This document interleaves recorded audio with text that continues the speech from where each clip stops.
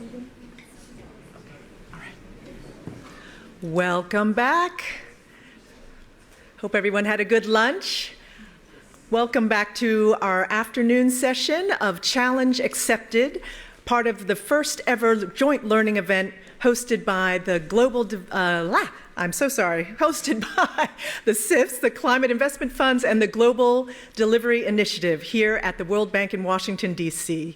For those of you joining us online, thank you for joining, and we would really like to encourage your engagement, so please feel free to add your comments and questions in the comments section of the live stream, and please use the hashtag #ChallengeAccepted. So I'd like to introduce our next panel, which is on the private sector with an amazingly long title, Urgency to Action, How to Rapidly Drive Private Sector Investment in Climate Adaptation in Developing Countries. So our moderator is Stephen Wilson, the Senior Advisor of the Climate Service. And I'm so sorry, I do have one housekeeping announcement before we start the panel. If you are using your headsets, please, in order to turn it on, you need to plug the headset into the device, and then it's 1 for English, channel 2 for French, and channel 3 for Spanish. So please enjoy this dynamic conversation and take it away, Stephen. Okay, thank you very much. Well, thanks to everybody here for braving a Friday afternoon after lunch. We have a very excellent panel today, and I'd just like to say a few prefatory remarks before we get into a question round, which will be a bit of a 100-meter dash since we have a lot of people with some really interesting observations. My name is Steve Wilson. I was with the Inter-American Development Bank until 2 years ago. I've been working with startups in the climate space, and I am currently a senior advisor to the Climate Service, a climate analytics platform that, to my knowledge, is the first cloud-based platform that provides investors and corporations with top-down and bottom-up analysis of the financial impacts of climate risks on their assets. Many people, everybody on this panel really has been involved in this area for some time, and I think we would be in broad agreement that the interests in private sector climate resilience and adaptation has dramatically increased in the last few years, driven in part by very, very high profile groups like the Task Force on Climate-Related Financial Disclosures, convened by the Financial Stability Board and the G20, I think it was in late 2015, around the primary objective of getting better climate data to forge new metrics to help investors, corporates, governments, lenders, underwriters better manage, assess, and price climate risks. Obviously, markets do not function efficiently in the absence of transparency and reliable data. This has been agreed to. The recommendations of this body have been agreed to by over 500 companies who collectively have a market capitalization of about $8 trillion US, 287 of which are financial institutions who manage assets in excess of $100 trillion. So despite the best efforts of the multilateral development banks and the UN and NGOs and think tanks, people listen when you get that kind of buy-in. You can't pick up now the popular press or there's a variety of information that's coming out now on the issue of climate risks as it relates to productive activity, to the private sector. Just very recently, the CDP's report on climate risk in corporations showed for the first time that the world's largest companies have taken explicit notice of a range of risks that are a function of climate change. Some of those risks, as earlier enumerated by the TCFD report, involve the transition to a low-carbon economy, and the others are physical risks, which are more intimately related to adaptation and resilience. Of the 215 of the world's largest companies, with about a collective market cap of $17 trillion, identified almost $1 trillion of assets at risk. Half of these assets are at risk are likely, according to the companies, to be manifest. These risks are likely to manifest within 5 years. Of that group, about $250 billion will be written off. The other term for that is our stranded assets. This is likely an underestimate going forward, but it has got the attention of people who have profit in their equation. Interestingly, a growing number of companies now report opportunities for new products and services that are a function of these risks. Most of these opportunities, according to the CDP report, focused on transition risks or the opportunity to sell more low-emission, more energy-efficient products and services. But as we will hear on the panel today, there's growing opportunity related to products and services that help protect people and their assets from climate risks. This burgeoning amount of private sector analysis tells us a lot about some of the world's leading firms. It says a lot less about emerging markets and developing markets, and it doesn't tell us much about the products and services that are already being produced by private actors who use the language of finance, not climate policy, to describe their activities. So with that, I would like to begin questioning, and I'm going to move from to my left down the panel to Jay Koh, co-founder and managing director of the Lightsmith Group.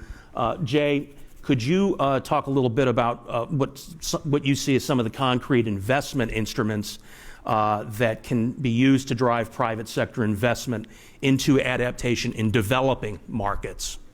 That's great, and thank you. It's wonderful to be here. I really appreciate the invitation of the folks involved in putting together this topic area. It's a great opportunity to actually talk about how this actually affects the private sector, which is not just a source of funding and capital, vastly in excess of what's available in the public sector, but also technology, solutions, entrepreneurship, human capacity, and also a massive owner of assets that have their own self-interest here. So I think mobilizing that's a really critical area for everyone, and I think there's an increasing amount of attention here. In terms of instruments, it's still very early. If you read the adaptation gap report and CPI's recent analysis on adaptation flows in climate finance, I think we're all aware it's less than 5 to 6% of total climate finance tracked globally. Virtually none of that is being done systematically at all in the private sector. So we have been working over the last several years on developing the concept for the first private investment vehicle focused on climate resilience and adaptation. And that concept has been referred to as CRAFT, the Climate Resilience and Adaptation Finance and Technology Transfer Facility, which is a wonderfully easy to remember acronym. Mainly, the idea here is that in order to develop the tools and the capacity in the private sector that can then be applied by both public and private actors to address the problem of climate adaptation, we first need to identify technologies and solutions that can assess the risk as it becomes more complex, and then products and solutions that can address that risk, either financially or physically. So what we've been doing is identifying over 20 subsectors of the economy, which range from data analytics companies through products and services companies, different types of financial transfer analysis and risk mitigation as well, that already represent about $130 billion of current spending. And these are companies, most of which would never call themselves today, unlike the Climate Service, a climate resilience or adaptation anything. This is what I think I would credit Steve with coining as a term, either stealth adaptation or resilience, or shadow adaptation resilience, as at the ProAdapt conference back in Cartagena, I think you said that term. And the idea here is we need to identify those companies that have existing products and services that help assess and manage the risks and impacts being increased by climate change. Climate change is not an aliens landing on the Earth risk. It is not a risk that we have never seen before. It is existing types of risk to agriculture, to water, to healthcare, to infrastructure, and to supply chains that are now going to be massively exacerbated and shifted and become much more complex. So by finding the companies that are already identifying those risks, managing them, analyzing them, and scaling them up dramatically, including in developing countries, we have a chance at building the capacity over the next several decades that we're going to need in order to address those risks in scale. And that is the strategy that we have today, which is to identify those companies wherever they are in developed and developing countries. Many are in developing countries, and applying those technologies as rapidly as possible in developing countries, particularly over vulnerable populations low-income countries and small island developing states. Thank you very much, Jay. And next we have Penny Apostolaki, the Climate Standards Manager at the Climate Bond Initiative, an initiative that's doing amazing things unlocking capital in this space. Penny, I'd like to ask you if you could please tell us a bit about what the Climate Bond Initiative is doing to facilitate greater private climate adaptation, and particularly in developing or emerging markets. Thank you. And thank you for inviting me. It's great to hear all these stories and the real application of the work that we heard in the past 2 days. So CBI is a not-for-profit organization. We are investor-focused organization, and really our aim is to support green investment and promote this kind of investments, and really to we aim to transfer and divert investments that usually will go to a mainstream type of investment, so that kind of capital, to actually divert it to invest in climate solutions. How do we do that? We have, as Jay said, there is clear need for investors to have criteria, to have rules, so they can actually identify those investments. And what does CBI do is create a sector-specific criteria, which are set of rules that can be applied consistently across sectors, so investors can actually identify and also prioritize their investments. When we started this work, the main aim was mitigation, but very quickly we realized that obviously the resilience and adaptation is a very important component in any of these considerations when investments are made. And we also realized the complexity of that element of the discussion. So what we do is, some of our criteria already have a resilience component. So when an investor, when they want to issue a bond and they want to apply for certification to us, for example, they have to show that they not only achieve the ambition when it comes to the mitigation, climate mitigation, but also they have considered those risks that relate to resilience, and therefore they have an adaptable asset and project, and therefore they can actually predict, or at least try to reduce those risks that come from climate change. However, that's not enough, and we also last year decided that we need something much more robust, and CBI has convened a panel of technical experts. We are actually in the final stage of preparing principles for adaptation and resilience, and the aim for us was to actually provide to the investors something that is underlying all of their discussions. So those principles can be applied across sector.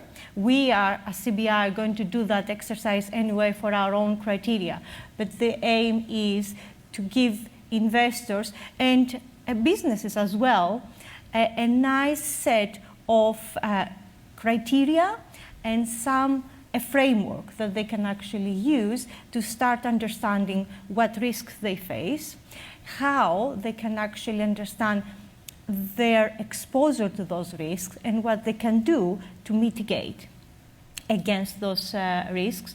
The principles will be out later in the summer, so I hope you will all have the opportunity to read them. Excellent. But in terms of actually the developing countries, one of the important things is what we get from investors is the need for clarity.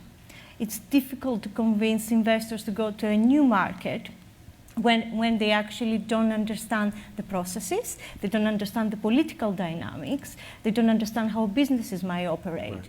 So one of the things we have is, as part of our standards, we have transparency, and we have certain rules for how to monitor, to record the different outcomes. Okay. So that help a bit more to give reassurance to investors. Thank you very much.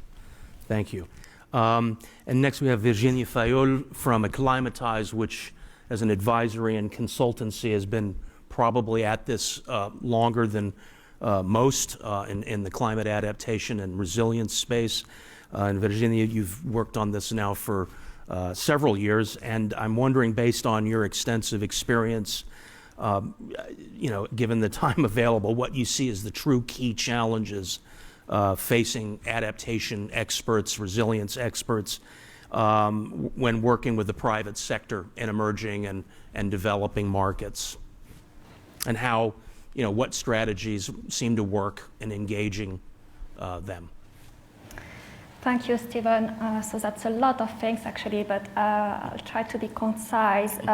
So Acclimatize, we are a private consulting firm working with MDBs, including IDB here, and governments, asset and fund manager, but also large corporates and SMEs on thinking about adaptation and how climate change physical risk have an impact on the business bottom line, and so on. So we actually working quite a lot with the private sector, but also with the public sector in terms of thinking how can they speak with the private sector, how to get the private sector on board to finance and the adaptation priorities and needs.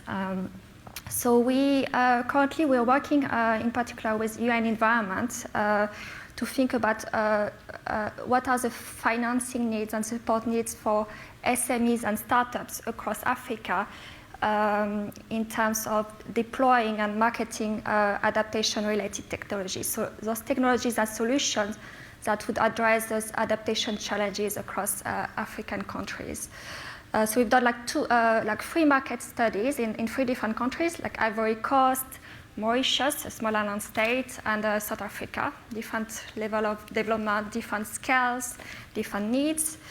And when we were speaking to SMEs and startups about climate change and thinking, what products, what solution do you have for this challenge, this specific climate change risk to the country, to your local ecosystem?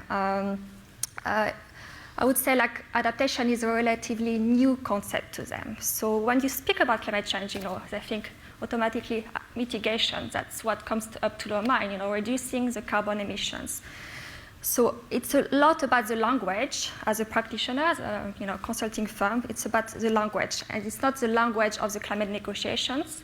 So the language we're using here today, it's the language of the private sector. So it's about risk, opportunity. It's about market share. It's about losses and profits. So for an agribusiness in Africa, it's thinking about those impacts on the supply chain, or this climate event may have impacted the availability and quality of the raw materials they need for the productions and customers. When it comes to, so it's about making the business case. And I think what really works is using as a starting point, like direct experience in a local and recent extreme weather event. That's a good, trying to think how that event has actually impacted your customers, your production system, your logistics, and how can you quantify those impacts in terms of your bottom line. So that's thinking about the language we're all using in terms of speaking to the private sector. And obviously here, I'm sure, we are mostly coming from the government side, the donor side, but I'm not sure I can see many people from the private sector. So it's for us to think what language are we using and how are we speaking differently to the private sector, because they're the one providing those solutions for adaptation. Thank you very much. And now Mr. Lama, Chief Executive Officer of the First Microfinance Bank in Tajikistan. We had a brief chat before the panel. Very interesting and challenging environment, and just curious, sir, how you see, how you, in your role in the financial industry, see financial products and services promoting in your client base adaptation or resilience. Is that an opportunity in Tajikistan, a growth area? Just curious how you see that. Thank you, Steve, and good afternoon, everyone. It's a pleasure to be here. We do have support from IFIs like EBRD and KFW, but when I come here and I see that so many people and for CIF and Global Delivery Initiative to organize something like this, it kind of gives me hope that there's so much more which can be done and that there are so many other organizations which are supportive of this. For us in Tajikistan, well, that's a frontier country. You know, it was a part of the Soviet Union. It was in the early 90s it became a country on its own. There are lots of challenges out there. Yesterday we had a session on Nepal, and these two countries are very vulnerable to climate change. They contribute hardly anything at all per capita or even the total amount, but they are some of the most vulnerable countries to climate change. One of the main things which financial institutions can do is provide access to finance. Very simple, very basic, you know, we take it for granted anywhere else. But in countries like Tajikistan, which is more than 93% mountainous, remote locations, separated by rivers and mountains, it's very difficult to be able to provide financial access out there. And which means putting up brick and mortar banks there, branches, and the operational costs are extremely high. The other part of it is where you're talking about funds. The funding is expensive because there is not much of a capacity for the people to save funds in these countries. So you don't have a large deposit base. You depend mainly on external funders, and when they give it to you in, let's say, dollars or euro, and then they hedge it, because that is the other risk. The hedging, you understand also why they do that, because they want to preserve their money. And the hedging cost adds up a huge amount to the final cost of funds. So the hedging costs, the operational costs, add up to maybe about 20%. So when you're passing that on to the customers, you are lending to them at about 30-35%. So our name is the first microfinance bank. That's the organization I work for. It started off as a microfinance institution with a lot of social mission in place and spread all over the country and very remote areas. And it's a challenge to be able to make each of those branches profitable. And doing so means that you're actually depending on certain commercial areas, which kind of then the others piggyback on those commercial areas. So access to finance, I think, well, that's the first challenge. The second, I would say, is where you should be able to lend funds in local currency.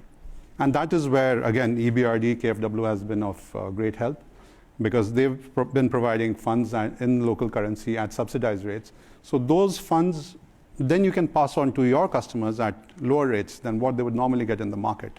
And that kind of gives them an incentive.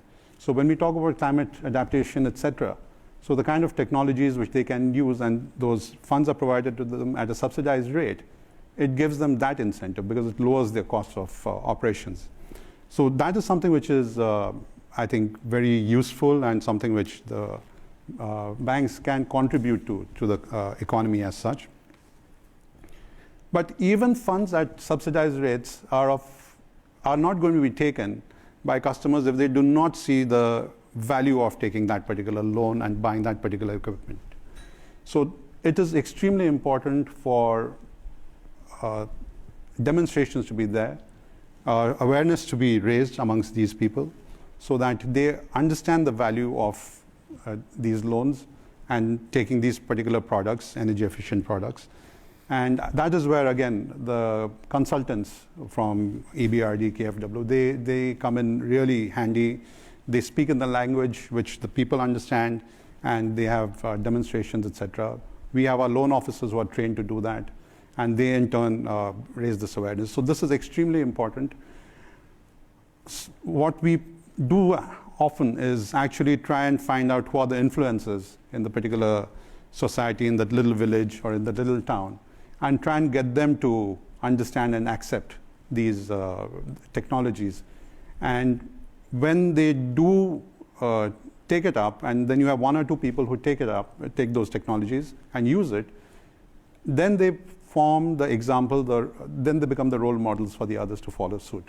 And I think that is something which we really find very, very useful, and that's a contribution which we can make to our customers. I think one is in terms of the benefits they reap from it, and on the other, the kind of reduction of costs. So that really helps the customers to do that, but it is a challenge getting them to first move into that. Sure. Thank you very much. And then we come to Vladimir Stenik, Senior Climate Specialist at IFC. Vlada, you've been doing this for a long time as well.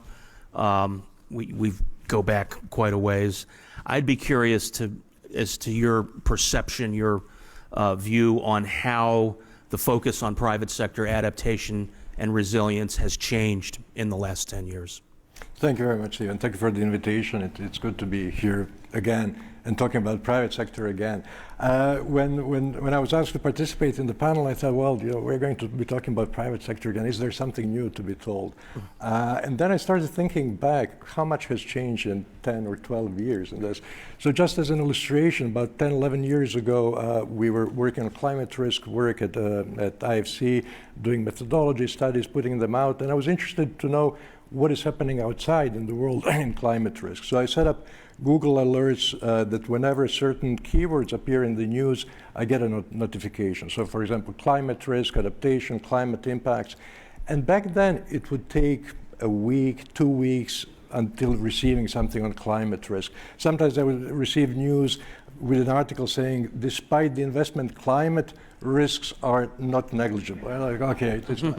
These days, these same alerts are bringing, like climate risk, I think it's about a dozen alerts a day, and in times of, I think, July, August, and when there are more climate extremes, you can have 20, 30 of these notifications.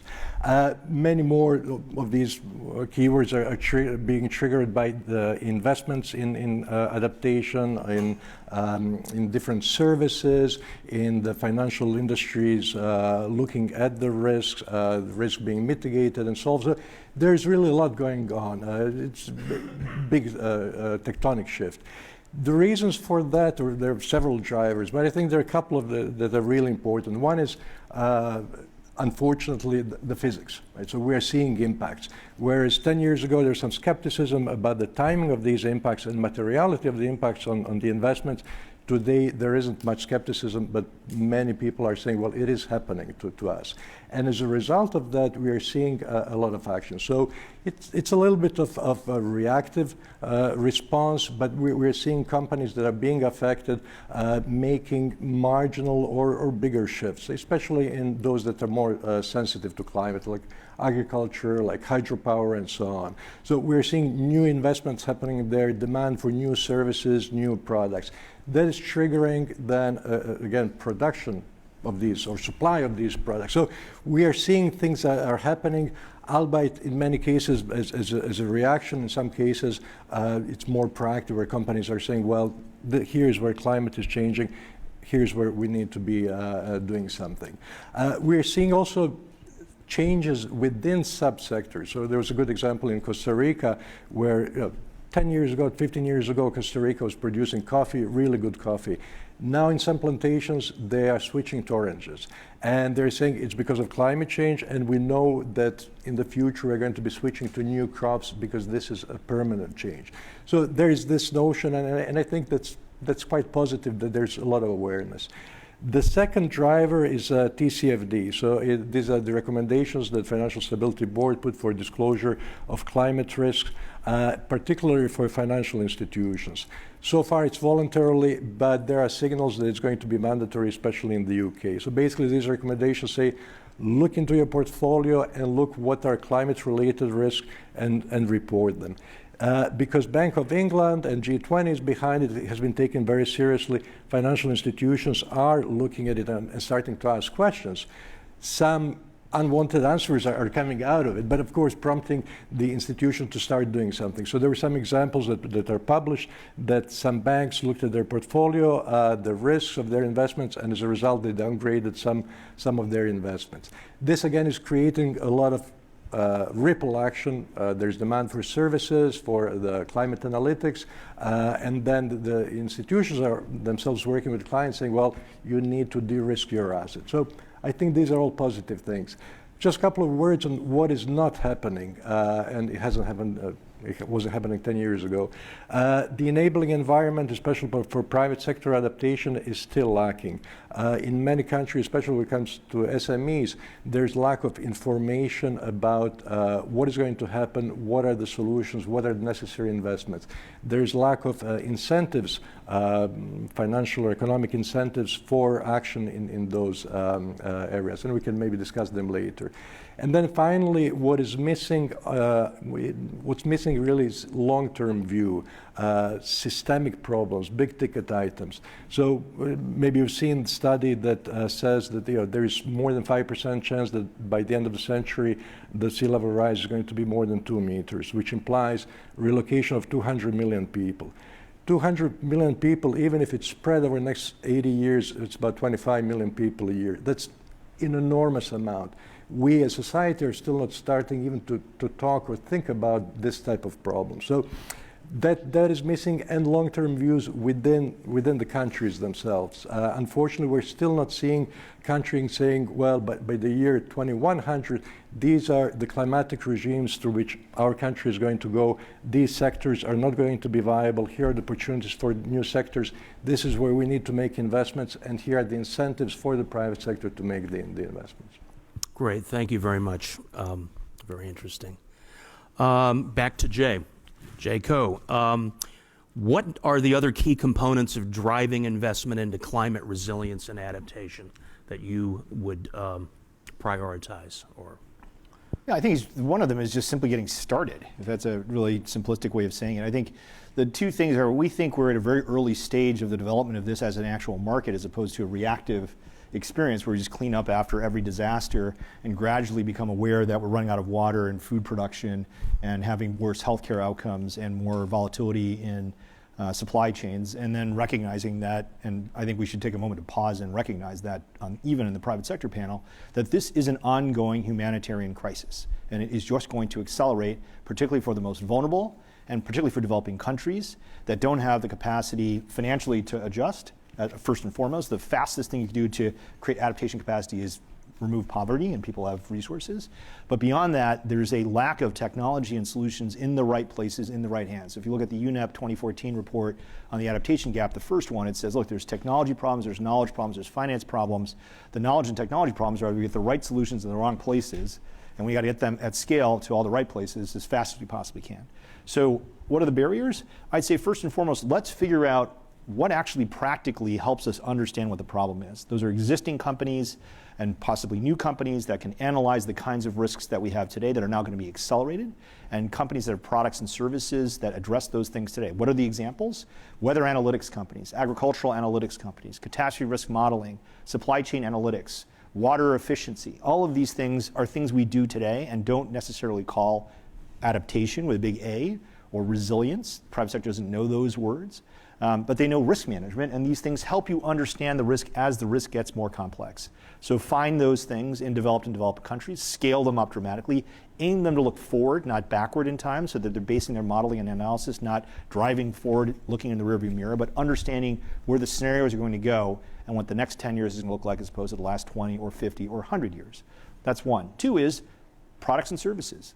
This is not a, let's take Silicon Valley technology only or stuff from London and apply it in East Africa. There's plenty of technologies, products, and services that exist, have been developed at the right cost point for the right set of environments in developing countries, for whether it's drip irrigation, whether it's water efficiency, meters, tools, sensors. We talked to the company that provided all of those technologies to the Cape Town water utility right after their almost zero-day event.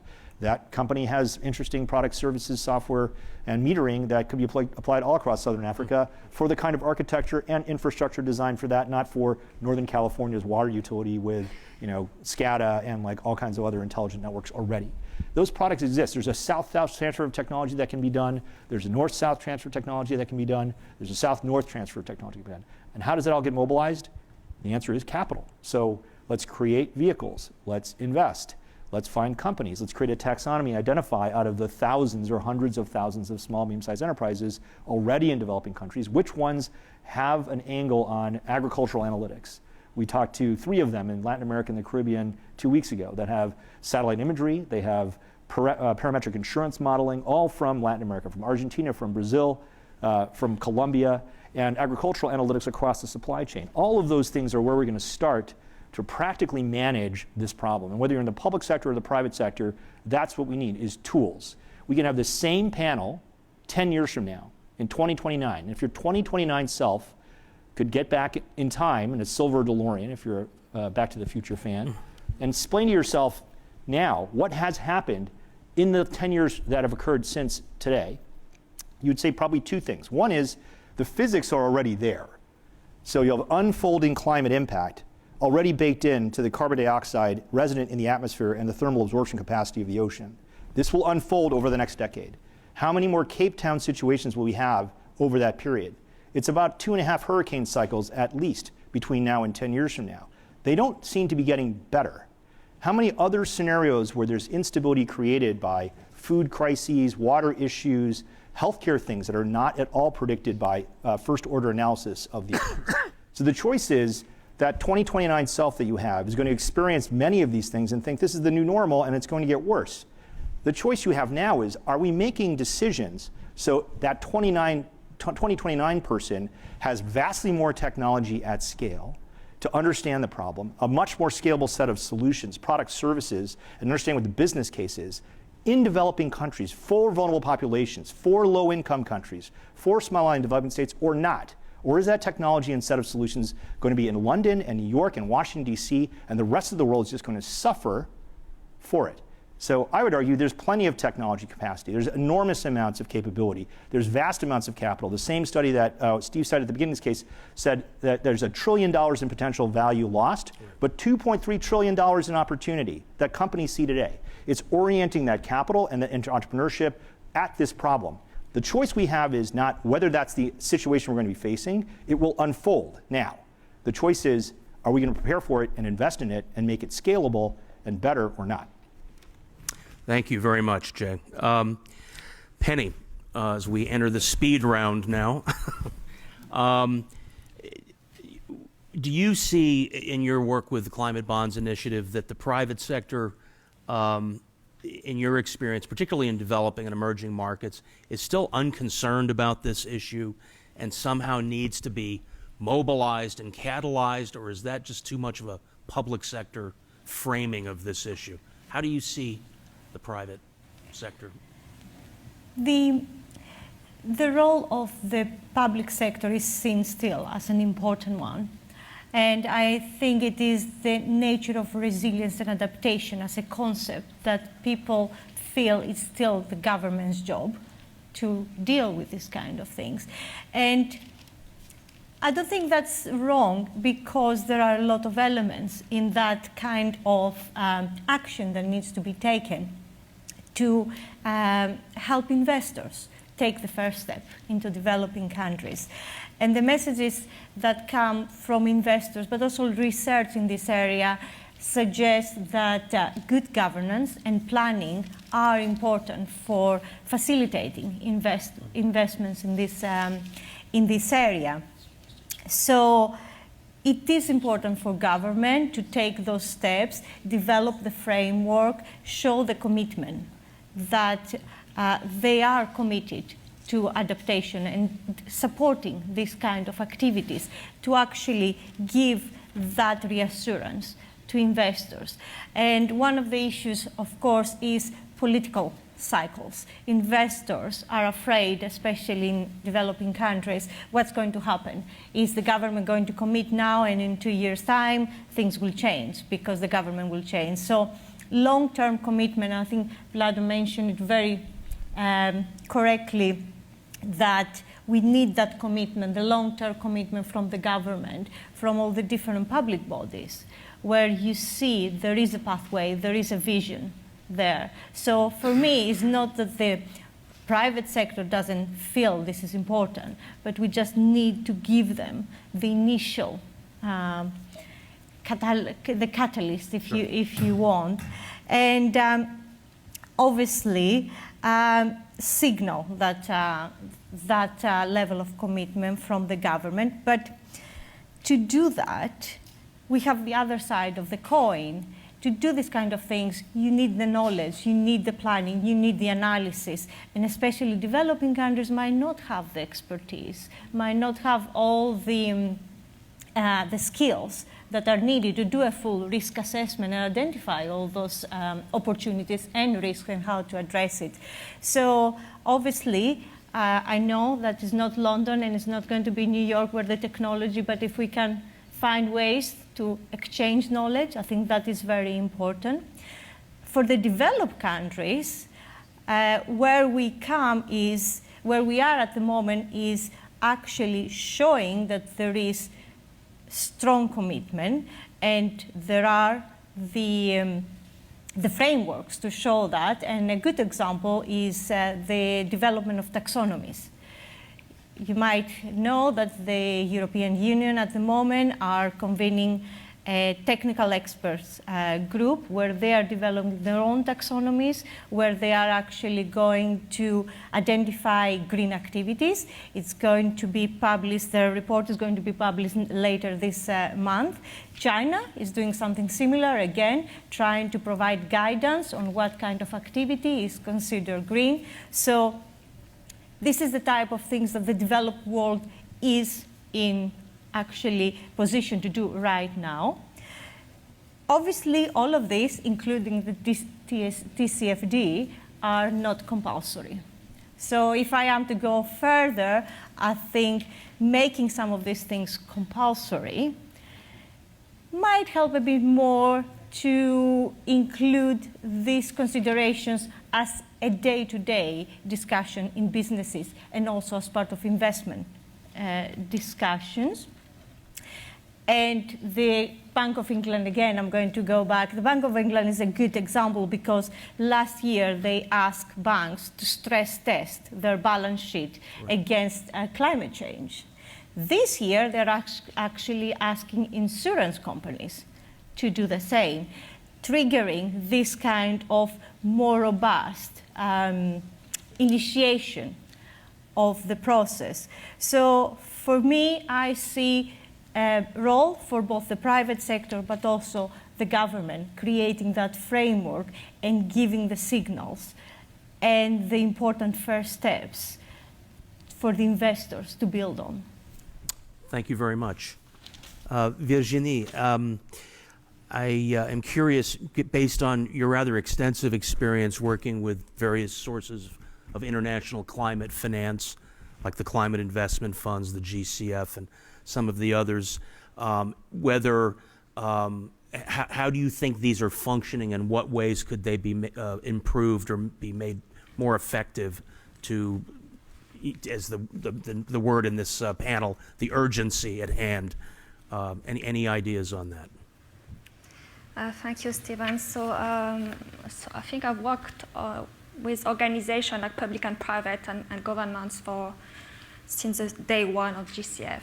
So I can maybe speak more about that. But I think what's important to remember is that, like, the first public funds focused on adaptation, like the Adaptation Fund, the LDCF, SCCF, and the GEF, all of them didn't have a clear focus on private sector engagement. And this is those funds with 10 years of track record. When you look at the CIF and GCF, obviously there are more recent funds that are still quite young institutions in themselves. So it's, I think there's quite a lot of learning to be done. Obviously, having worked extensively on the GCF, what I would say, if the GCF was a normal bank, they would run out of business very quickly. So there are quite a lot of challenges for private sector entity to work with GCF, and I think it has to do with a very onerous process in terms of resources, in terms of time frame, in decision making. So I think you can, starting from the board level, this is very political. So there's a lack of predictability in terms of what project going to get approved. Project going to the board, first it takes a long time to get to the board. So, what you set in your project proposal, by the time you move from the design phase to the approval phase, a lot of the conditions and would have changed. So that's a very lengthy process. Then when it comes to accreditation, so the mandate of the GCFs is to work directly with the private sector. There's a big focus on that through the private sector facilities. So in comparison to CIF, that has this kind of more traditional approach working for MDBs that then work with the private sector. So they have this set of intermediaries in the middle. Private sector works directly with large financial institutions to impact investment funds, for instance. So the accreditation process is quite complex. It's quite resource intensive, and again, it's linked back to the board meetings. There's quite a lot of discussion about how can we have a fast-track project-specific accreditation process, and this was kind of it hasn't been agreed yet. It's been discussed for about 1 year or more now. I think it's on the agenda for the next board in July. So again, not being able to get accreditation done, and you have a project ready, but you're not accredited yet. So it's like the chicken and egg situation. So GCF would tell you have to work with IDB and those MDBs to get your project funded. That's the game you have to play. Also, the use of RFPs have been, I think, well utilized. A lot of the private sector actors haven't really been involved in designing the RFPs and find it quite complex to fulfill the requirement and so on. So I think it's not about GCF is I don't want to be the judge of GCF, but I think it's quite a young institution that has a lot to learn, and I think it's not the solution. I think it's more about how can we do more and try as many things as possible. So GCF is just part of the full picture, and I think the climate funds are part of the picture. They all have a role to play. I think there's quite a lot of important role for more blended finance kind of vehicles like CRAFT or ARAF with Acumen in Africa, working with agribusinesses. That could also mobilize GCF investment as a first loss kind of capital to mobilize more private sector investment. I think that's a good model, and I think maybe the GCF needs to look more at that instead of maybe wanting to work directly with private sector. That could be a way to go. I think that's it. So it's about doing more. And trying as many things as we can and learning in the process, because yesterday was quite a big focus of the discussion here. So, but we are learning, and I think private sector engagement on adaptation is quite a new topic. Also, I feel like we've been talking about it for years. It's still very new, so we have a lot of learning to do. Yeah. Thank you very much, Mr. Lama.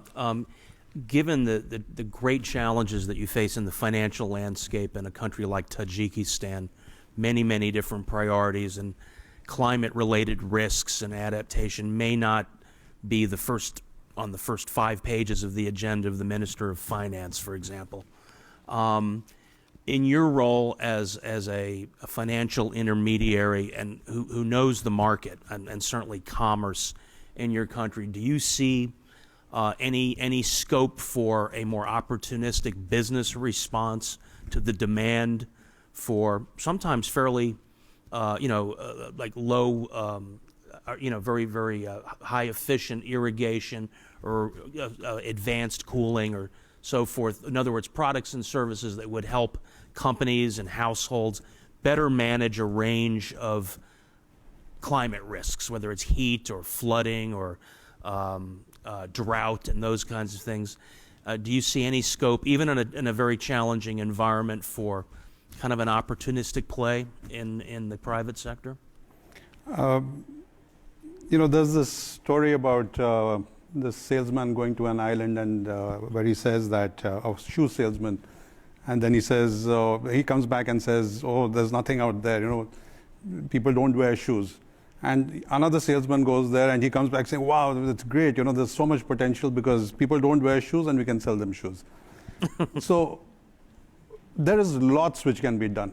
You know, there's lots and lots which can be done in Tajikistan or other developing countries, I'm certain. It's a question of whether they have the capacity to be able to pay for it. And so here in this island, if they're not able to pay for those shoes, then, you know, maybe the first guy was right. So that's where it comes. And any kind of technology which is provided to these countries have to be technologies which are affordable and which make sense to the people who are going to be utilizing those technologies.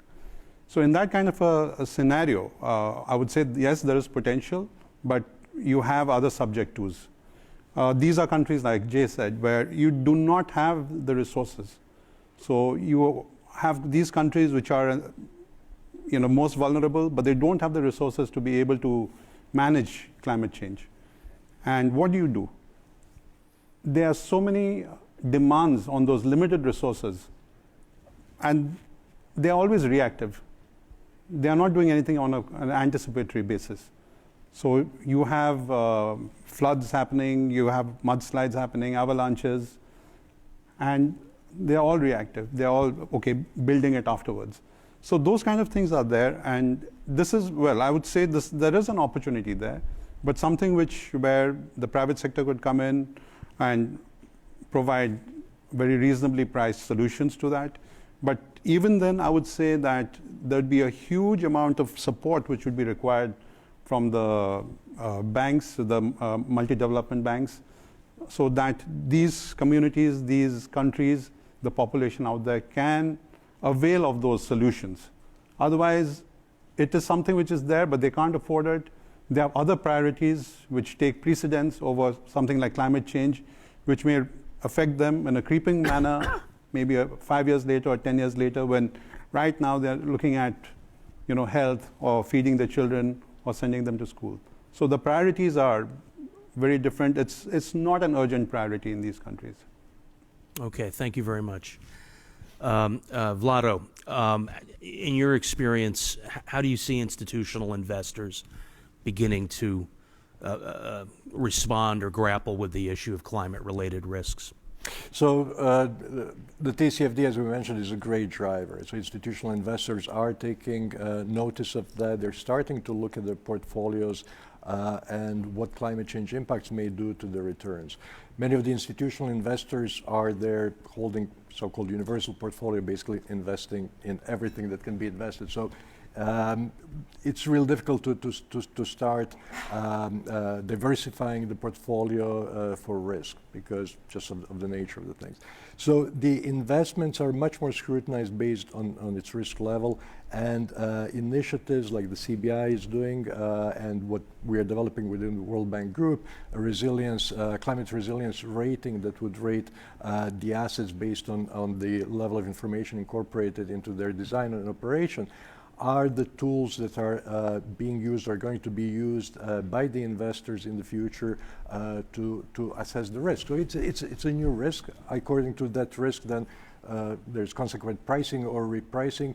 That sends the message to the market, and again, market starts reacting. So investors, I think, have an enormous role to play. I think we are on a good path in very early days.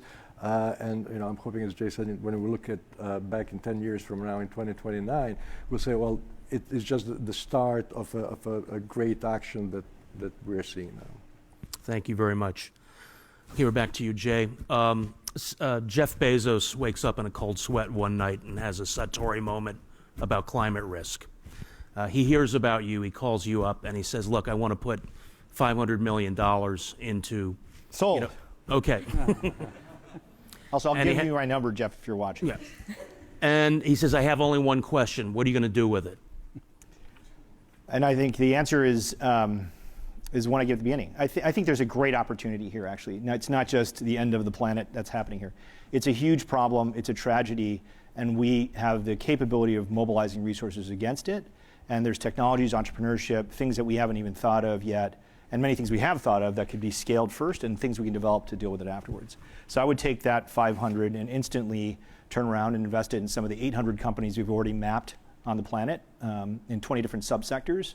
We're engaging now on a regional basis to map another 300 to 500 companies with multilateral development banks on a regional basis through new adaptation SME-oriented strategy that we want to develop that I think will start to identify those companies that don't quite know that they're part of the solution. But I think $500 million is a drop in the bucket and could easily be invested very profitably for investors, and you want it to be very profitably invested for investors, in companies that will scale, that are already growing, that already have, in our case, we're looking at companies with $5 to $100 million of revenue. So they're already proven technologies with customers that will scale, and we want them to be much more scalable so that in 5 years or 10 years from now, there's several many billion-dollar sized companies that have products, solutions that analyze the risks that are now much more complex, and products and services that can solve it. I love Mr. Lama's story about a shoe salesman. I would say that the only difference that you should think about is the same thing was told to people about cell phones in 2004 when there were 10 million subscribers to handsets in India, and the question would they ever catch up to the 40 million people who had cell phones in China? So technology can get out there, even if it doesn't necessarily seem like it's at the point where it is. There's ways that we can harness entrepreneurship and existing solutions at local levels, made fit for purpose. We just need to orient at focusing on that from the point of view of the private sector to mobilize capital. We think there's an enormous opportunity to invest in companies like this that will address a problem that is only going to get more substantial, and that has the twin advantages of, on the one hand, the potential for very interesting returns for investors, which is what you want, solving part of the long-term institutional investor problem in a much more choppy environment going forward, and also building up much more scalable sets of tools and solutions to the problem that's going to be substantially business. So $500 million we could easily deploy. We'd love to have many people out there deploying hundreds of billions of dollars.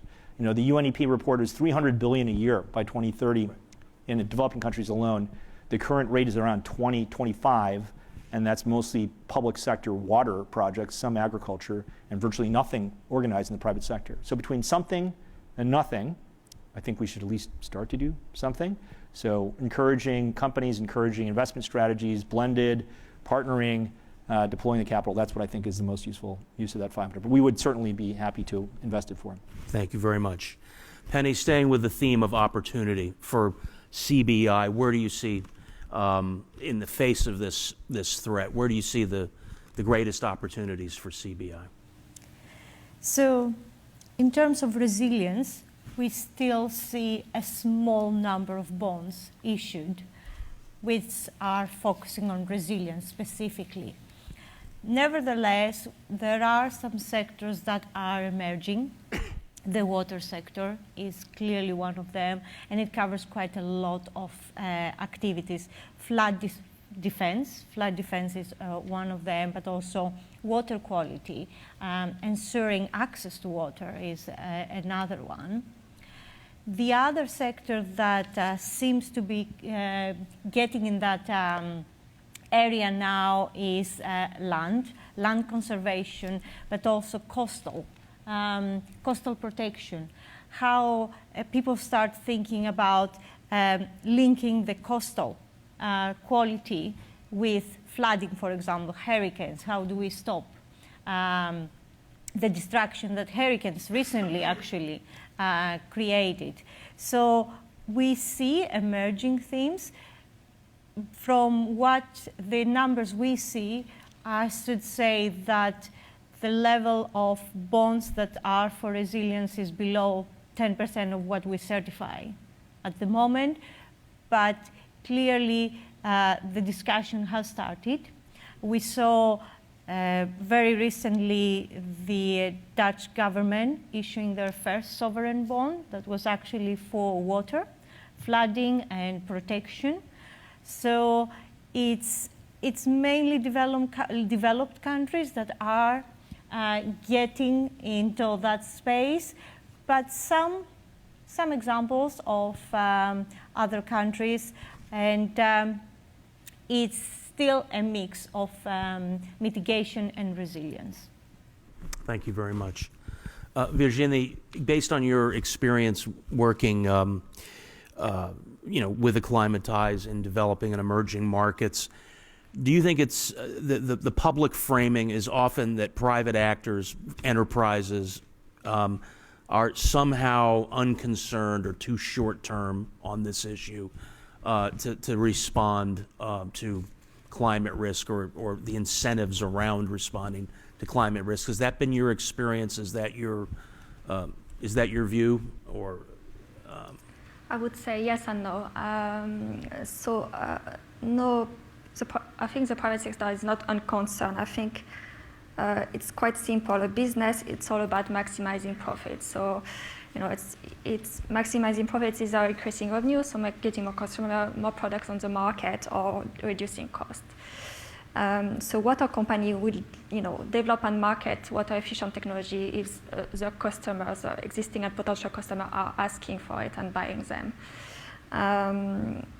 Yes, because obviously there are, the short term is linked to market failures. So there are certain market failures, like asymmetric information. That means without accurate data, I think that's one of the things Craft is aiming to address. Without accurate climate data, you don't know, how to invest and where to invest.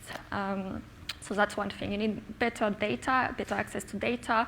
You also need to remove some of the policy or regulatory barriers. So, I was in Mauritius for thinking about what would be the space for a fund across Africa financing adaptation technologies. And we did a market study in Mauritius. But so the Central Water Authority, which is a public body, can barely cover the operational costs because the water tariffs are so low that they can't even, upgrade the system. So, where do you start here? It's like reviewing the water tariffs. That's the first step. So, if you want to promote water efficient technologies for households, especially, you need to start there. That's one thing you need to look at. You need to look at this policy framework and those barriers and tackle them for engagement with the public sector. I think also you need to think where are those solutions or technology going. So, you need to basically provide, I think, technical assistance to make sure basically those solutions are going where they're needed. And in most vulnerable countries, we know that especially African countries or less developed countries are where the most needs are. But they don't really have the private sector as much developed as in emerging economies or so on. So it's really thinking how can a successful business model can be replicated in those markets, and thinking about more maybe innovative business models like the pay-as-you-go solar pumps that are developing across Africa, for instance. So I think there's a need for supporting policies, a need for technical assistance, obviously low-cost finance to reduce the cost of the technologies as well, and that's the role of the public sector policymakers as well to play. Yeah. Thank you very much. And Mr. Lama, just switching up a little bit in terms of the economy in Tajikistan, taking into account the very difficult challenge of the ability to pay.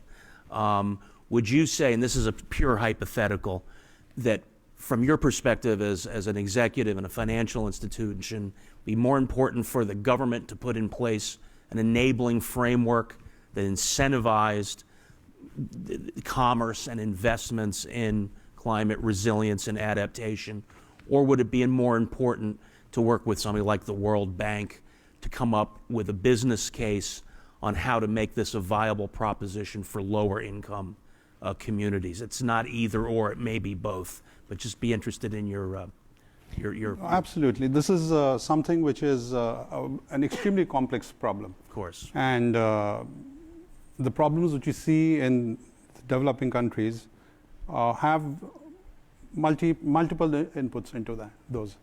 Just addressing one is not going to make a significant difference. You'd have to look at it all holistically, and there should be private, public, and civil society partnerships out there, along with the community also. They need to be a part of it all. They need to have that buy-in. You need to have government support, There is no doubt about that. You have to have government support to be able to move ahead and make progress in any of these fields. Whether the government has the wherewithal to be able to come up with plans or to understand the entire scope of the problems, that's a different matter. And that is probably where the development banks can come in and kind of help with the consultants and help the government put a strategy in place, put a framework in place which addresses these issues. But otherwise, what we see is if you're just looking at one little bit, that's not going to help at all.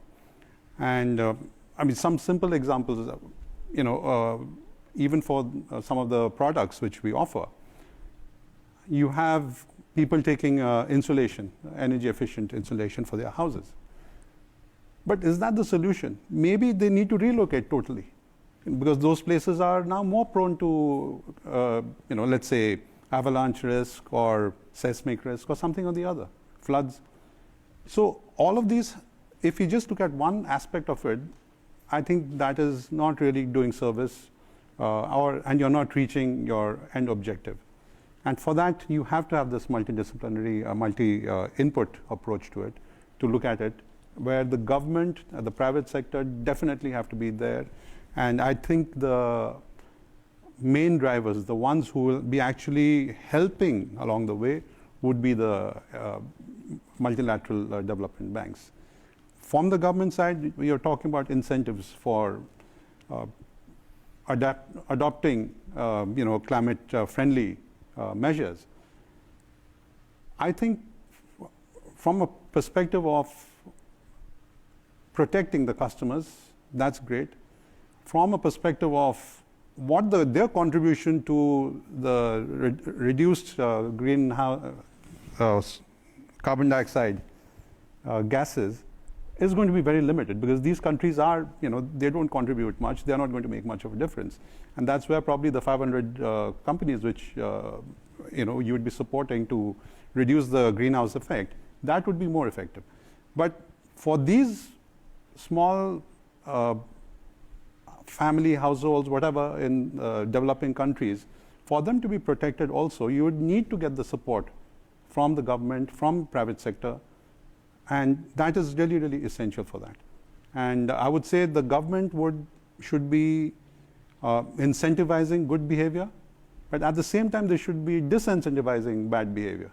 So we see in developing countries, a lot of the stuff which is used is because it's cheap.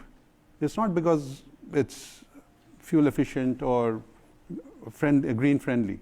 It's because it's cheap. Maybe the government can start vetting those equipment and saying, okay, only these things will be used, or those things which do not meet the green criteria could be, certain taxes could be put onto it, which makes it much more expensive. But these are, again, I don't think it can be a single person or a single entity working on it. It has to be a combination of those. Okay, thank you very much. And we reach the end with Vlado. Final question. Vlado, as you know, up until very recently, the public sector, policy, the scientific community has basically owned the discussion on climate adaptation and resilience. That language still, I'd say, is largely public sector. Based on your experience, do you, and still we see national adaptation planning and NDCs and so forth that are being put in place in developing countries. Do you see, and again, it's a perennial that the public and the private sector don't understand each other, but do you see a closer meeting of the minds on this challenge based on your experience in the last, say, 5 to 10 years? Yes and no. Right. That's a very diplomatic answer from, yes, Prime Minister, serious. Yeah, so firstly, I think there needs to be an understanding of what is private sector, right? So private sector it's SMEs, it's multinationals, and it's private investors or institutional investors. And the needs and potential collaboration from each of these groups is vastly different. Right? So depends how one looks at them. SMEs need help, but then bigger companies and investors can provide solutions. Looking at solution providers, and just in that context, sometimes there's a little bit of misunderstanding. What is it the private sector, what are the essential ingredients to attract private sector involvement? I'll give you just an example of the challenges that we are seeing and solutions. So you may have seen recently some news about New York City and the work to prevent disasters like the one happened with Hurricane Sandy. So Hurricane Sandy happened a few years ago. A lot of damage. All of the city was in alarm, and after that, all of the city said, "Well, we need to do something about it." I was involved in work with Port Authority of New York and New Jersey, looking at how to help their facilities. But the conclusion was a larger thing needs to be done to protect all of the city. So that frames the problem in a much bigger way. Much bigger solutions are necessary. So I was reading an article yesterday, and you may have seen it. They came up with solutions, and the solutions are sandbags. So New York City, the richest city in the world, Wall Street. I mean, if there's going to be a solution somewhere, it's going to be there, and we are seeing sandbags. The problem is that the solutions are so systemic and so big and so costly that they couldn't come up with anything. So they said, we may come up with something in 6 years from now. Well, one of the solutions that we had also discussed a few years ago is to build a barrier island south of Manhattan. The problem is it costs billions of dollars. The public sector doesn't have it. They need private sector money. So what we had discussed then, and I understand it's still in discussion, is to be very creative. So build this barrier island, allow real estate development by the investors to recoup the investment. So for me, that is kind of a way we should be thinking when we're thinking private and public sector. Identify the problem, be very creative about finding solutions, be very creative on finding positive cash flows that are going to attract the private sector and de-risk as much as possible. So just those 2-3 things, cash flows, de-risking should be mantra, and I think we're going to get much closer and find solutions there. Okay, thank you very much. And thanks to all of you for being patient during the panel. I'm supposed to make to summarize this rather complex issue, which in developing and emerging markets is about the ability to pay, the willingness to pay. It's about incentives, enabling frameworks. I think, Jay, I recall you one time making the comment that markets are very good at identifying, pain points. We do, and I'm not, in no way am I suggesting that the market is going to solve this global crisis alone, but the pain points are emerging now. They have gotten the attention of global capital, which is mostly private, and there are opportunities. The question becomes, how do you get that to the countries that, there is a climate justice argument here, at least as far as I see it, those who did not create the problem, who are disproportionately paying for it, given their vulnerability and low income. That becomes a really interesting issue about what is the atmospheric commons have a kind of a global public good characteristic. But the pain is being felt by capital. It's starting to be felt. There will be solutions forthcoming. To what degree they percolate, we don't know. This is enormously complex, but from an opportunistic framing at any rate, this may be one of the great business and investment opportunities. I don't mean to whistle while Rome burns, but going forward, this may drive one of the great opportunities of the next 25 to 50 years. It may not be an opportunity that presents itself using climate terminology. And the hope would be, how do we get the benefits of those solutions to places like Tajikistan and Uganda and Honduras. So with that in mind, we have lapsed into a coffee break. I would recommend, if anybody, I don't know if all the panelists are going to be here, but perhaps there'd be an opportunity for bilateral questions in a civilized way over coffee rather than us continuing here. So thank you very much. Sir? I have one question. All right, one question. Yeah, so you mentioned that if we wait until...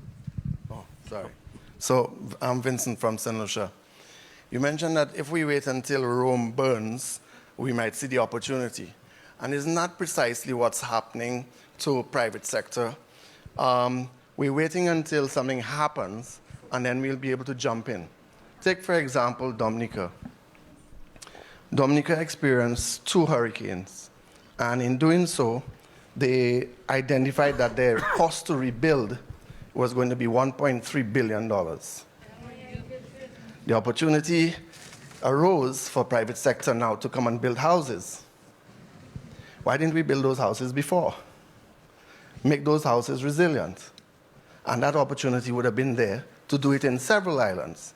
It would be there for, I spoke to someone from Kenya.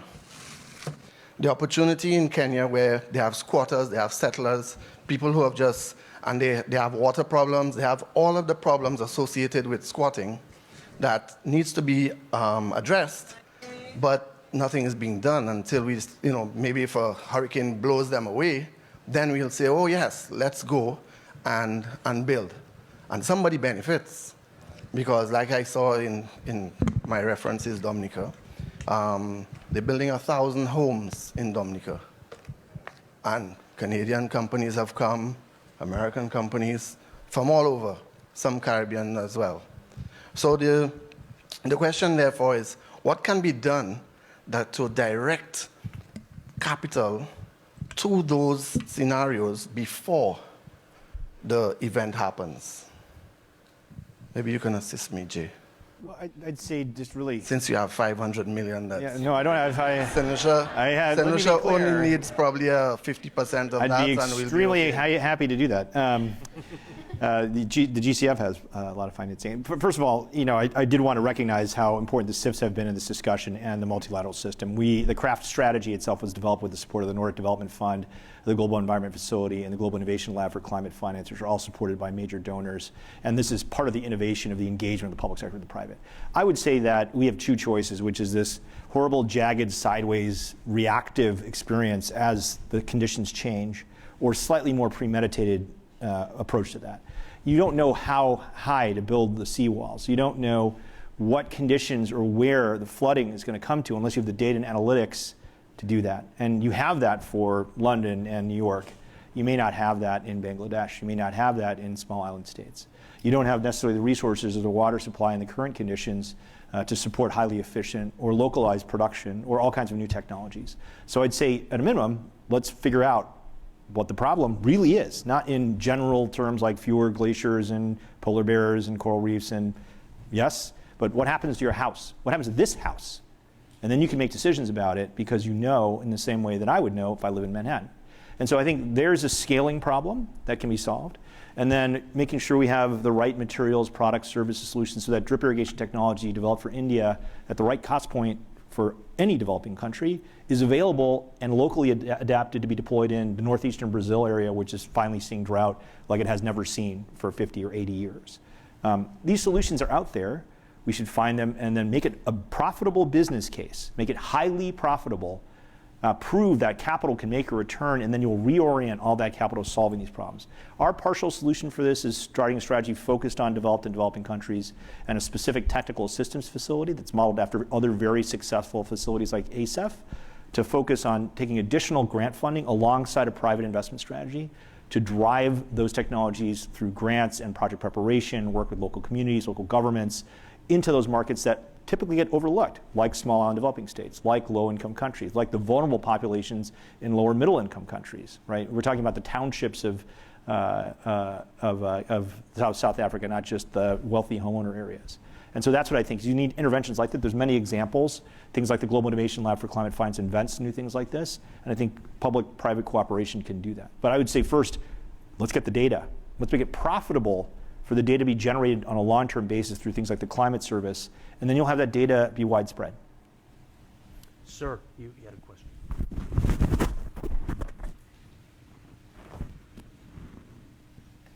Merci.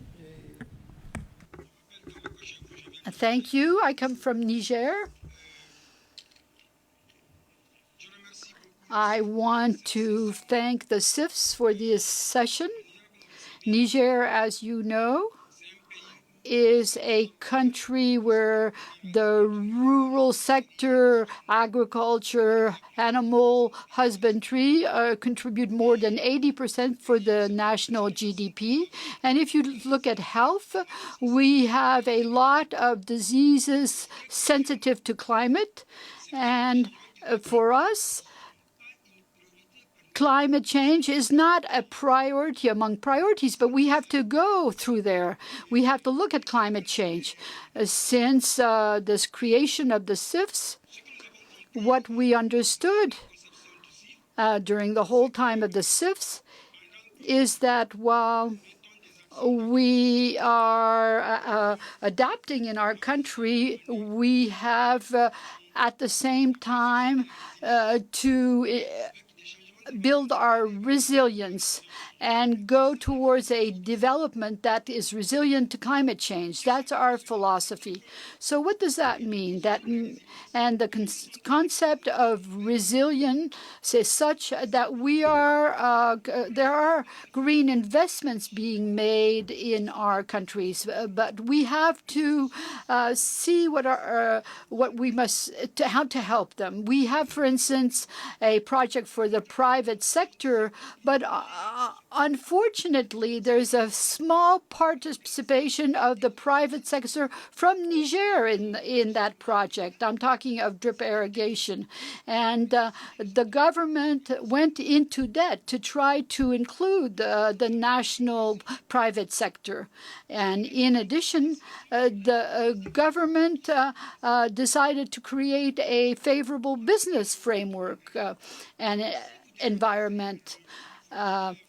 So if you were to advise the GCF, the JEF, and other funds to invest in our countries, because each fund has its own strategy to involve the private sector, how would you advise these funds? Because we, at the beginning, we tried to work with the funds and as well as the insurance companies, the private banks, and they said, well, before making a commitment, we have to strengthen, build capacity, because and we have to increase data because there's no data on climate. So we really need to build data collection capacity because today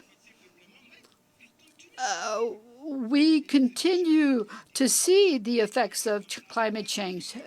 For instance, with the CIFs, we propose 4 options for the private sector, and there's one project being implemented. We thought we could have a climate insurance mechanism because in our country, with drought and flooding, it's a problem.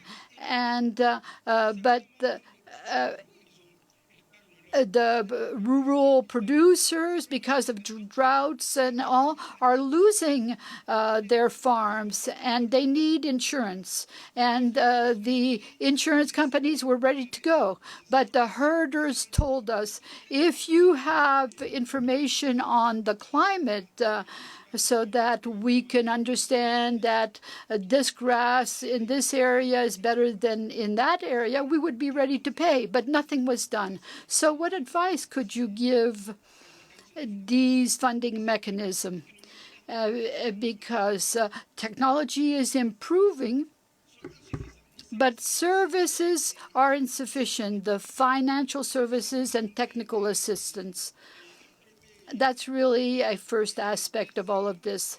The second aspect have to be with the incentive. The incentives. Our governments have determined, have the will, but when our government eliminated the taxes on solar products, after that, because there were laws to exempt solar energy from taxes, but the people in agriculture started asking for all kinds of things. And so, so it's necessary first to build the capacity of our national local sector. I would like proposals from you when it comes to that concern. How to help our local private sector, and how can we mobilize capital, private capital, including local capital? Thank you. My speaker has. Do you have anything to say to that? No, I was breaking out. Excusez-moi, je veux aussi une mise à jour par rapport à l'assurance. Could you update us when it comes to? Those are extremely important questions, and I am certain, and I'm sure practitioners on this panel would agree with that this is not just Niger, it's many, many developing countries where some of these instruments do not seem to take into account, perhaps don't adequately consult local stakeholders, for starters. That's what it sounds like here. And clearly, I think we're all in agreement that, proper consultation of local stakeholders is absolutely critical. And from what you're describing, it sounds as if that perhaps didn't happen or it wasn't adequate. That is a function of communication. It's a function of an approach to a recipient base. And I think there's not a simple answer to it, but I'm, your concern with this is very justified. I mean, obviously, this is a situation that's affecting real people, their lives, their livelihoods, and it appears that in many cases the donor community has not adequately heard or fully understood the community or the stakeholders, and that is always a challenge everywhere. I don't have a simple answer. I don't know if anybody else. Penny, would you like to speak to that? Yes, of course. Oh, yeah. Do you have? You want to take this? Of course, I cannot comment on the decisions for the applications and the proposals you put forward. But I heard one thing you mentioned, and that was the lack of the capacity, that you have to build capacity, you have to build the data. And what I didn't hear you saying is anything about NGOs. I totally understand that you might need some support externally. You might hope to get it from a big organization, and that's expectable. I understand why. But I'm wondering if there are other avenues as well that is worth considering. And I don't know how much your government, the government is working with NGOs trying to build that capacity, but also collection of data, because NGOs are on the ground, so they have that capability, and usually they have the willingness as well to collect data and also transfer knowledge. So I would suggest one thing to consider. The other thing, again, how you build your research capabilities, your general skills. Universities is another way where you could actually build collaboration between government and universities. I know I'm not responding directly to your question about advice to these specific initiatives, but what I want to say is let's look at all the possibilities, because maybe one door might close, another might open.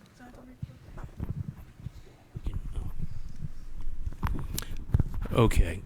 All right. Well, again, no simple answers to complex issues involving stakeholder engagement. But I would encourage, sir, if we could follow up maybe over the coffee, perhaps, because we're like now 25 minutes over. I'm sorry. I'd like to thank the panel very much, and I'd like to thank the CIFs for hosting us. Thank you. Thank you. Now let's quickly dip out the back into a fast taxi. Yeah. Just kidding. Okay, thank you everyone for making that a quick turbocharged coffee break. We're trying to keep the program moving because I'm sure you want to enjoy the rest of your Friday. So this is the Hard Talk session. If we can just kick this off with a very brief 1-minute video.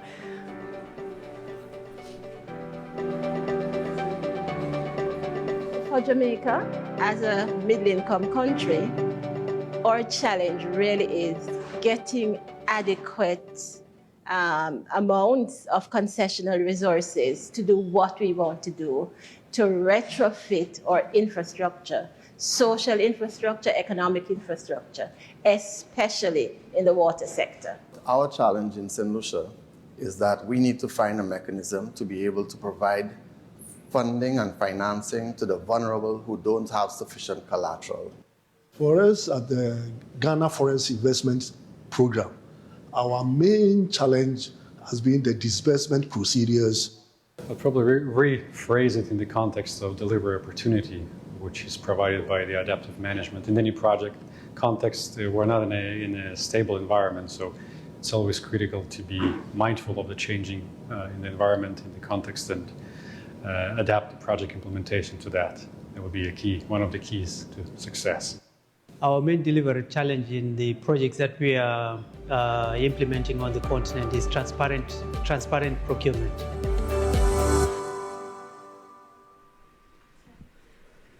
Great.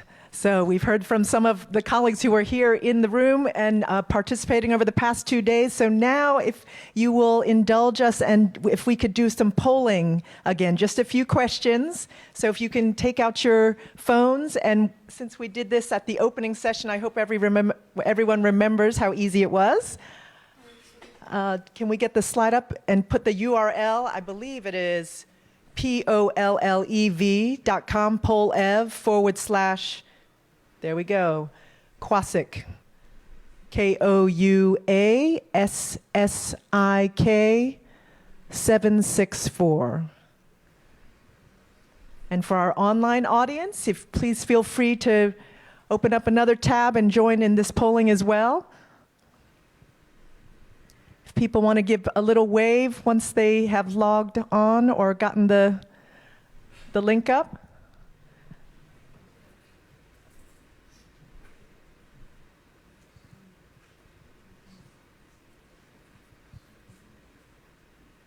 Everyone up? Yep. Okay, so hopefully you see the first question popping up.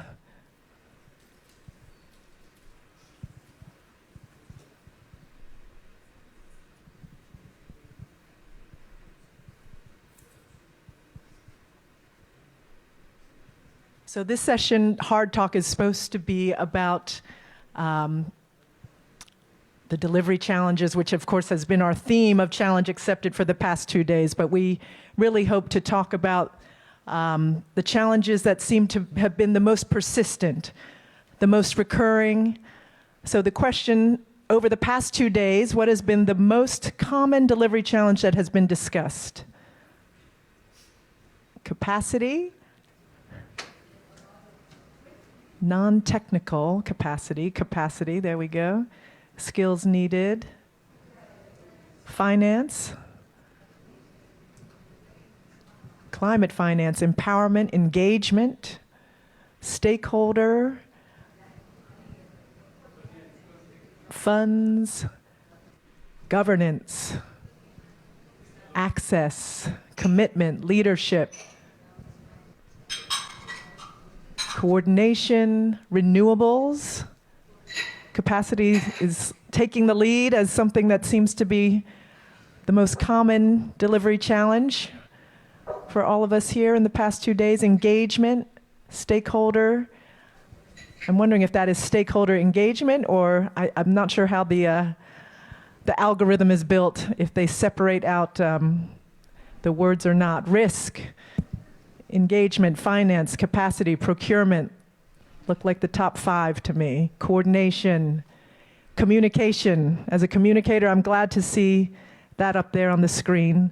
I think telling the story of climate is so critical to actually mobilizing funds and mobilizing commitment. So I would actually just, from a personal standpoint, throw that in, that Don't forget that the stories are powerful tools for advocacy, awareness, mobilization, fundraising.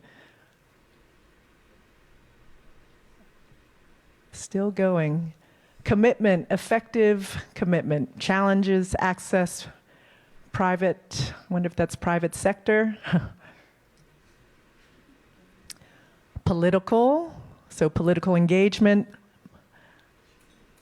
Procurement, it's a great range of challenges. Leadership, accessibility, sustainability, ownership, local ownership. Capacity is still looking like the most common challenge. Risk. Skills, coordination, inclusiveness. All right, I think everyone we may still be getting some responses online. That looks good. All right, so it does look like capacity seems to be the most common delivery challenge, followed by risk, finance, political, I wonder if that's political will, political engagement, and stakeholder engagement. That's great to get the word cloud to give us a picture of what we're all dealing with and what's been discussed over the past 2 days. Thank you all. Why don't we move to question number 2?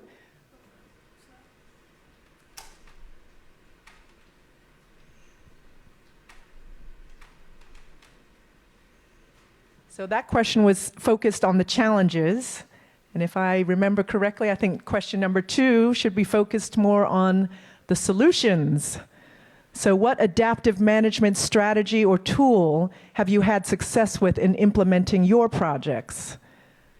So we had our panel yesterday on adaptive management, and I think that has also come up in many of the sessions talking about flexibility, the need to adapt to situations on the ground, to iterate constantly, not on fixed deadlines. So share with us what strategies have worked for you. So flexibility, there you go. Information, consultation, stakeholder consultation, reflection, M&E, design, guarantee, doing, feedback, robust feedback perhaps, inclusivity, skill building, awareness, feedback, follow-up, absolutely. Communications there again, money, constant engagement, training, transparency, participation, learning, adaptive. M&E is starting to grow in size. Great, transparency, restructuring, training, skill building, risk, no, empathy. I like that one, empathy. All right. Actually, I probably should not have my back to you. Constant communication. I see cancellation, but I guess maybe having the willingness to accept failure and cancel.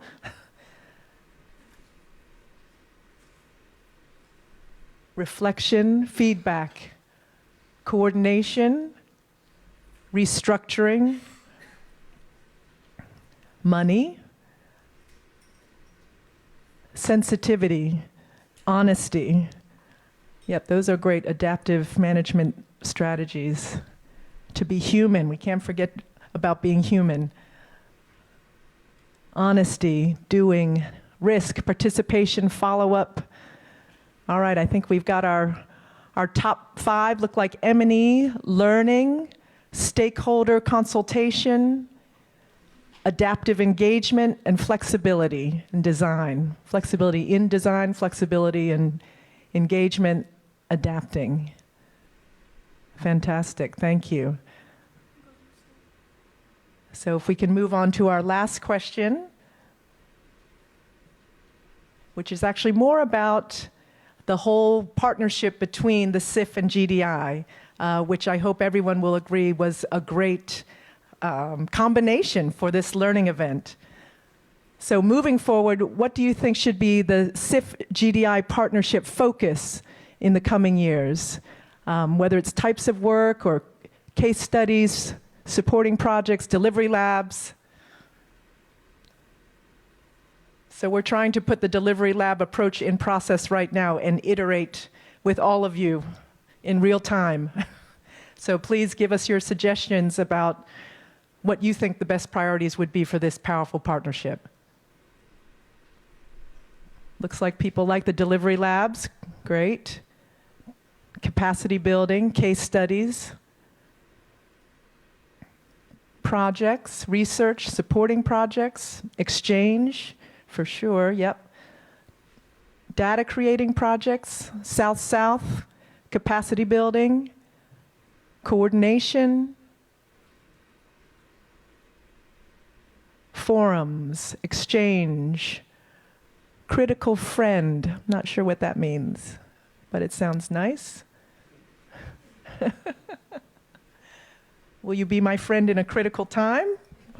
That's okay. Data creating, knowledge sharing, data creating, data. Cases, knowledge forums. So the largest ones again, or the top priorities, I'm guessing case studies, exchange, projects, delivery. So delivery labs. So it's a positive approach or response to the delivery labs. Capacity building.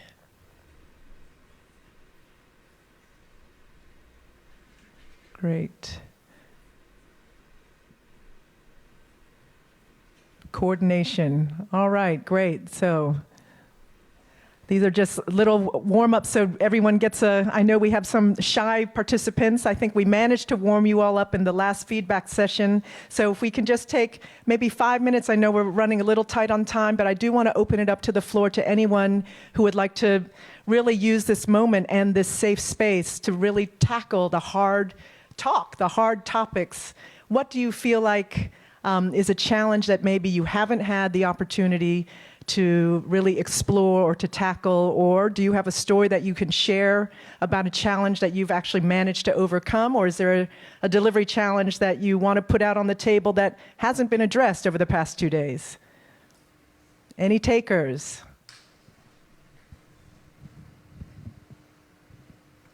All right, if there are no takers, I may actually drop one in myself. I am not not trying to derail anything, but I know I've only been able to float in and out of sessions, but I was a little surprised that I didn't actually hear corruption mentioned as a delivery challenge. And maybe I missed those conversations, but I don't know if anyone wants to reflect on or maybe discuss a story or share a story in a safe space about a corruption issue that you've had to either face and been unable to manage, or where something was done that managed to avert disaster. Is this too much of a hot potato on a Friday afternoon? I think maybe so. Any comments? Oh, great. A mic is coming your way, yeah. Great, thank you. So this isn't about the corruption question. This is actually about, because I think this is also the hard talks session, right? So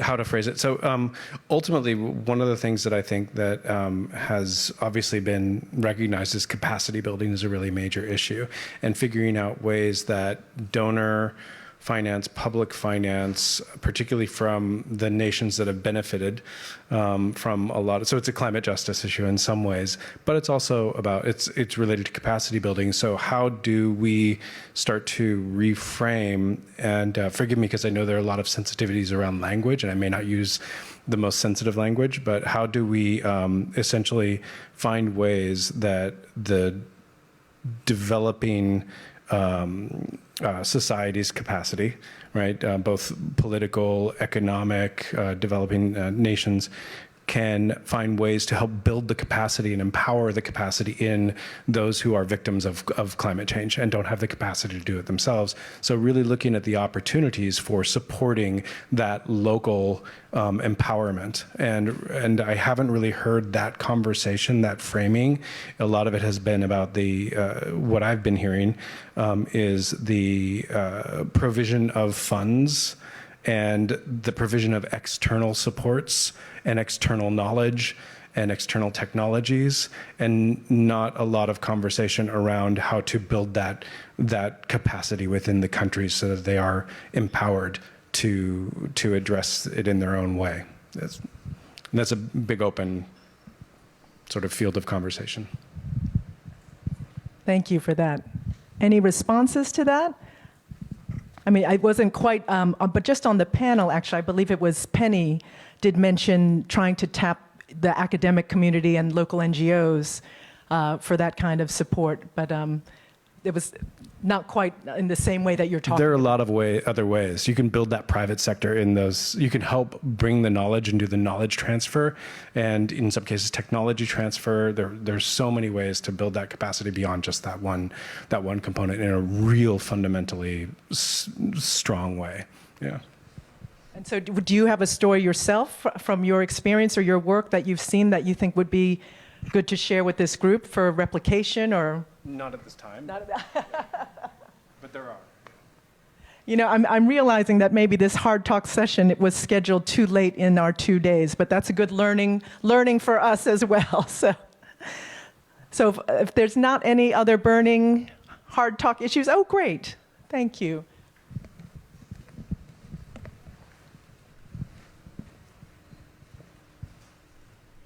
This is actually on a similar vein to what he said. I felt like over the past 2 days, there wasn't a deeply open conversation about we talked a lot about procurement, but not having the conversation about when we're all a bit in the international space complicit in perpetuating colonialism and neocolonialism through those procurement. I'm just putting the word, it's hard talks, it's Friday, we're putting these words out there. Good, that's what I was hoping for, thank you. Procurement on that and thinking through, it's about capacity building and it's also about procurement. And when we talk about that, and we're talking a lot about technology transfer and scaling up businesses and scaling up business models and asking ourselves those hard questions, especially as investment, climate finance and investors, and also just development practitioners who are trying to work with governments and asking ourselves those hard questions, and the way we're designing procurement, I think, is a conversation that was talked around, but not talked directly to, in at least the sessions I was in. That's really valuable, thank you. I think really, given the time allotted for this, these are great issues. And maybe it would make people feel more comfortable. Let's just air them, because I think as part of this was a first ever learning event for the CFIs and the GDI, so maybe we'll use this as a launching pad for hopefully the next one of these that happens. So if it's more comfortable, and also given our shrinking time frame, if we want to just throw up these kind of unsaid elephants in the room, then please, let's do that now, and let's get them out, and then hopefully the team can go away and ruminate and think how we can incorporate these big issues, the hard issues that maybe were not addressed fairly, or we just didn't have the time or the right space or the context in which to do them. So we have capacity building kind of in a more local, deep-seated way, and as well as the procurement issue, neocolonialism. We're going to put those words out there. I mean, I don't have a problem with it. I hope no one else does too. But yes, we have the roving mic. Thank you, Renata, the roving mic. Yeah, I think what I was still thinking, that the gentleman who was here, he raised that question that he was speaking in French. And I think what he was saying, I think that was a very significant thing he was saying. And he was saying that we undertake our interventions from donors and other point of view, from our priorities, from our vested kind of interest, and we do not look at the other side, their priorities, and the developing countries, people. And climate change is not their real priority, because they have more pressing issues to deal with. And he was saying, but yet they will be responsive if this climate actions or things are done as a kind of a byproduct of their priorities, then they may be able to incorporate it and implement it. But I think he was saying that there was a disconnect in the two priorities, and of course the funding is always an issue. But I think that was the main thing, that there is a huge disconnect that he was trying to point out. And I think that's what we should think about. Thank you. Thank you. Great, great, wonderful. Takes a little time to warm up, but. I think we haven't talked about people. A lot of discussion has been discussing like public-private partnerships, but I would suggest to consider something like public-private and people partnerships to challenge this kind of thing. Thank you. Yes, that goes back to the human being at the core of everything. We mustn't lose sight of that. I think in terms of the natural justice, where we are talking about the developing countries being the most vulnerable, when their contribution to the problem is probably the least, they should be getting the support from the developed countries, the guys who are creating the problems, who have created the problems. And when we talk about technology, which kind of assists these countries to deal with climate change, I mean, they are not going to be able to contribute to the lowering of the emissions in a significant manner because they don't contribute that much. But they do have to deal with the problems of climate change. And I think there is a moral obligation for these countries which have contributed to the problems we are facing now to help out these countries, the developing countries, like Tajikistan, where carbon emission is, per capita is really very low. It's probably in the lowest 20% amongst all the countries. To expect that the technology will come from these countries, the developing countries, is very difficult ask, really, because they don't have that kind of infrastructure. They don't have the capacity to be able to produce those kind of technologies. They might be able to produce something which is a homegrown, which will help assist in some manner, but not make a big difference. So the technology, one is looking at it as a market, saying, okay, these developing countries, they have a need for this technology. Now, how do we commercialize that and how do we sell it to them? That, I think, is pretty unfair. And that is something where there should be a stance, there should be decisions, and where the developed countries mark out funds specifically for this. Not because they are obliged to, nobody's holding a gun to them, but because it's morally right. Thank you. No, I'm wondering if you were the one who wrote empathy, but the important point. Thank you.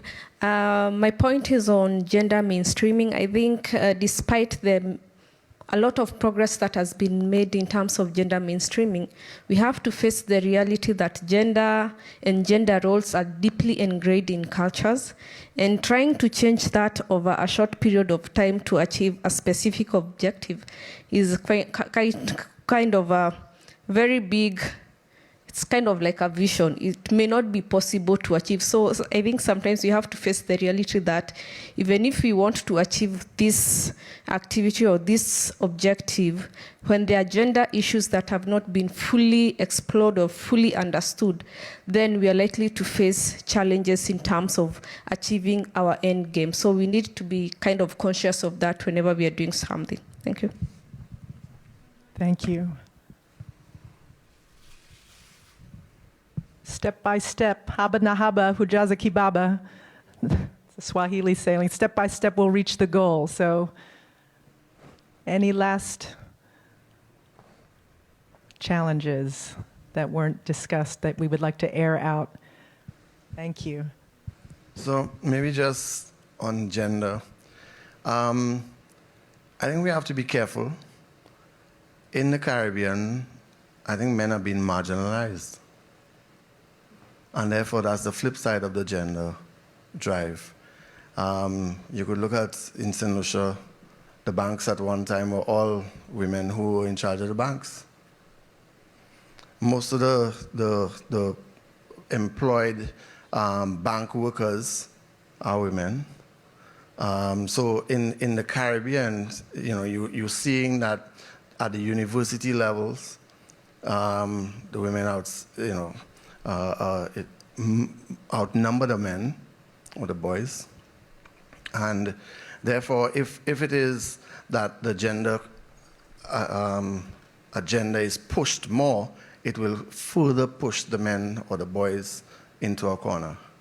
So we have to look at that very closely in any of these programs that we roll out, particularly, so it should be location based, so we understand the culture in each of these areas, as opposed to just being general to say, listen, we need more women, we need more this, and so that's one of the things that I thought that we didn't look at closely enough. The other thing was, from the last discussion we had, we saw where we spoke about getting the funds from the donors or from the private sector, as it were, to the projects. And what you find is that some of the middle agencies that are at I guess the cutting edge, because this is new territory. So you have some of the players that are in it, they're at the front of this right now. They are the consultants, and they are tailoring the request specific to what the donor would like to donate to. And we're missing out, and particularly maybe that's what's happening in some areas where they're saying, well, okay, that's not the needs of the person, but this is what the donor likes to hear. So let's fix certain areas. Now, it may be from the macro level is what's needed. So you're fixing the water problem. You're fixing some of the energy problem. But is it really transcending into clean water for the person who needs it? So some of those things that we need to look at as well.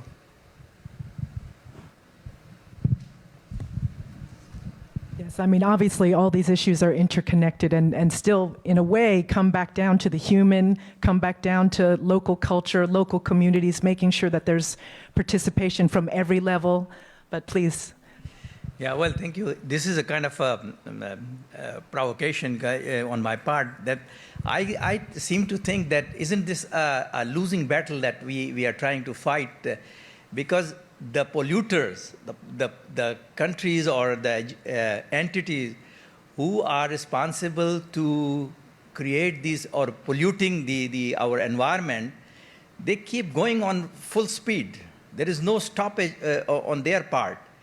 And on the other hand, that these are some efforts. Okay, fine. I mean, it's not to say that don't do it. Of course, sure, do it.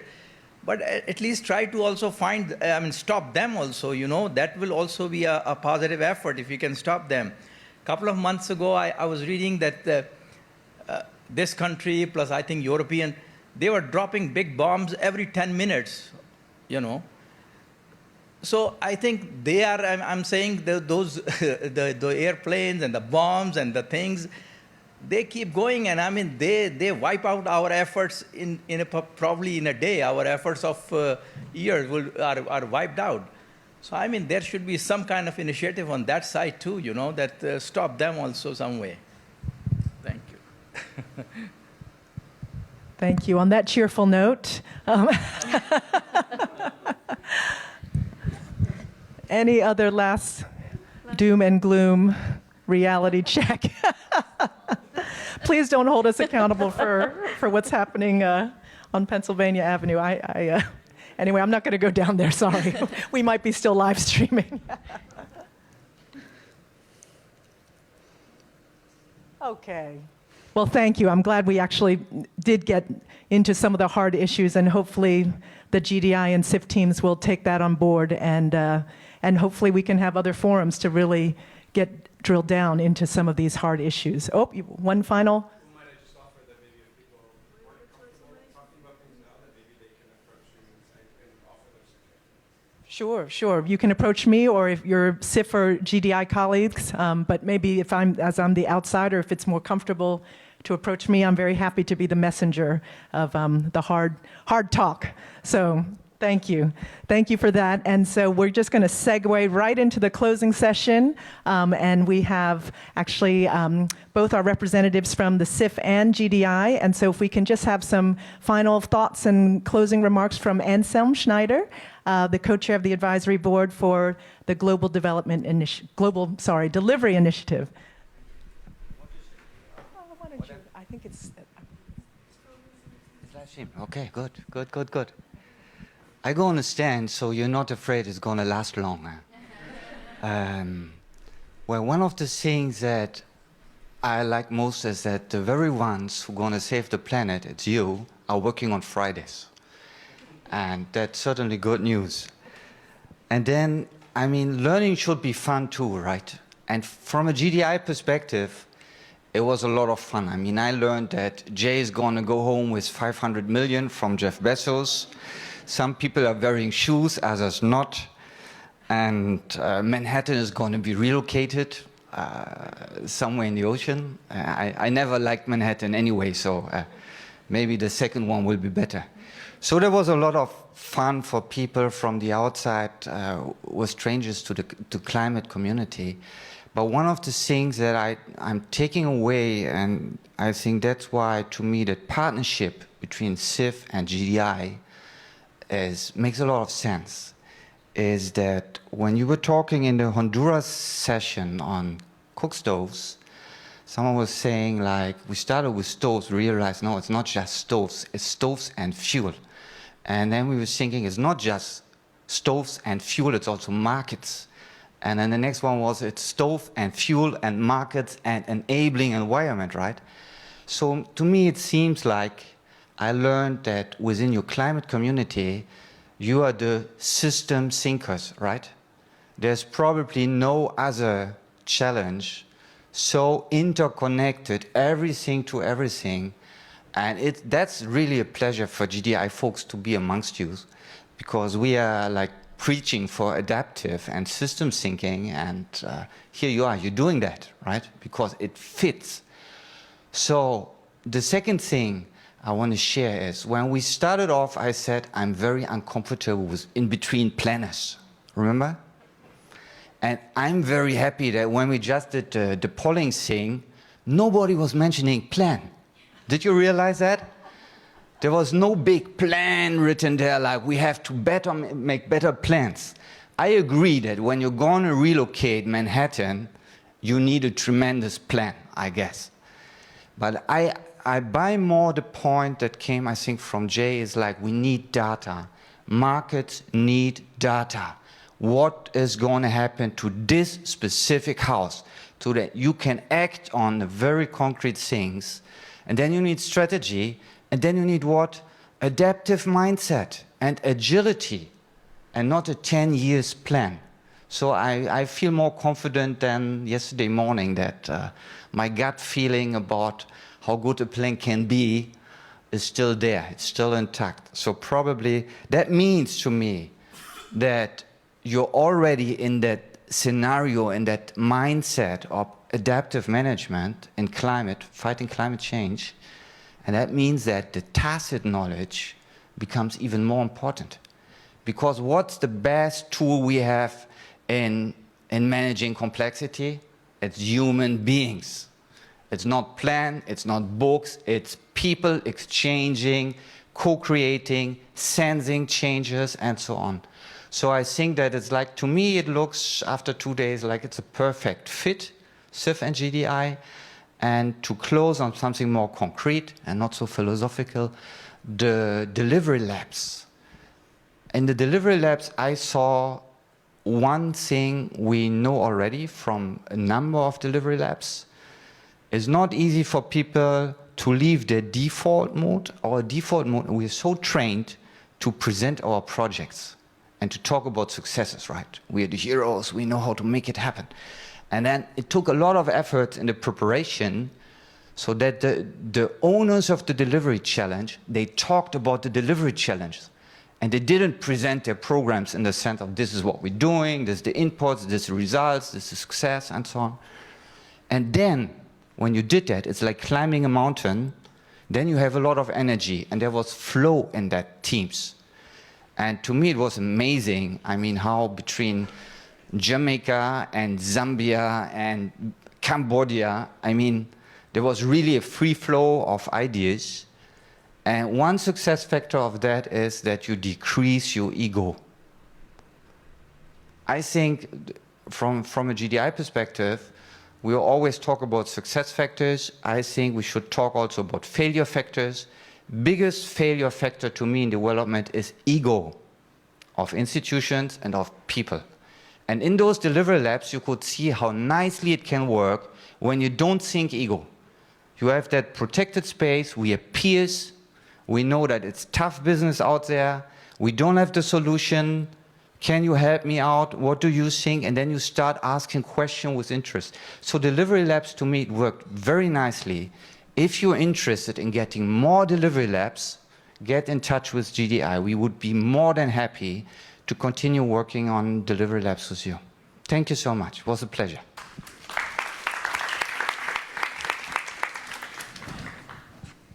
Thank you, Anselm. If we can just welcome the head of the CIFs, Mafalda Duarte.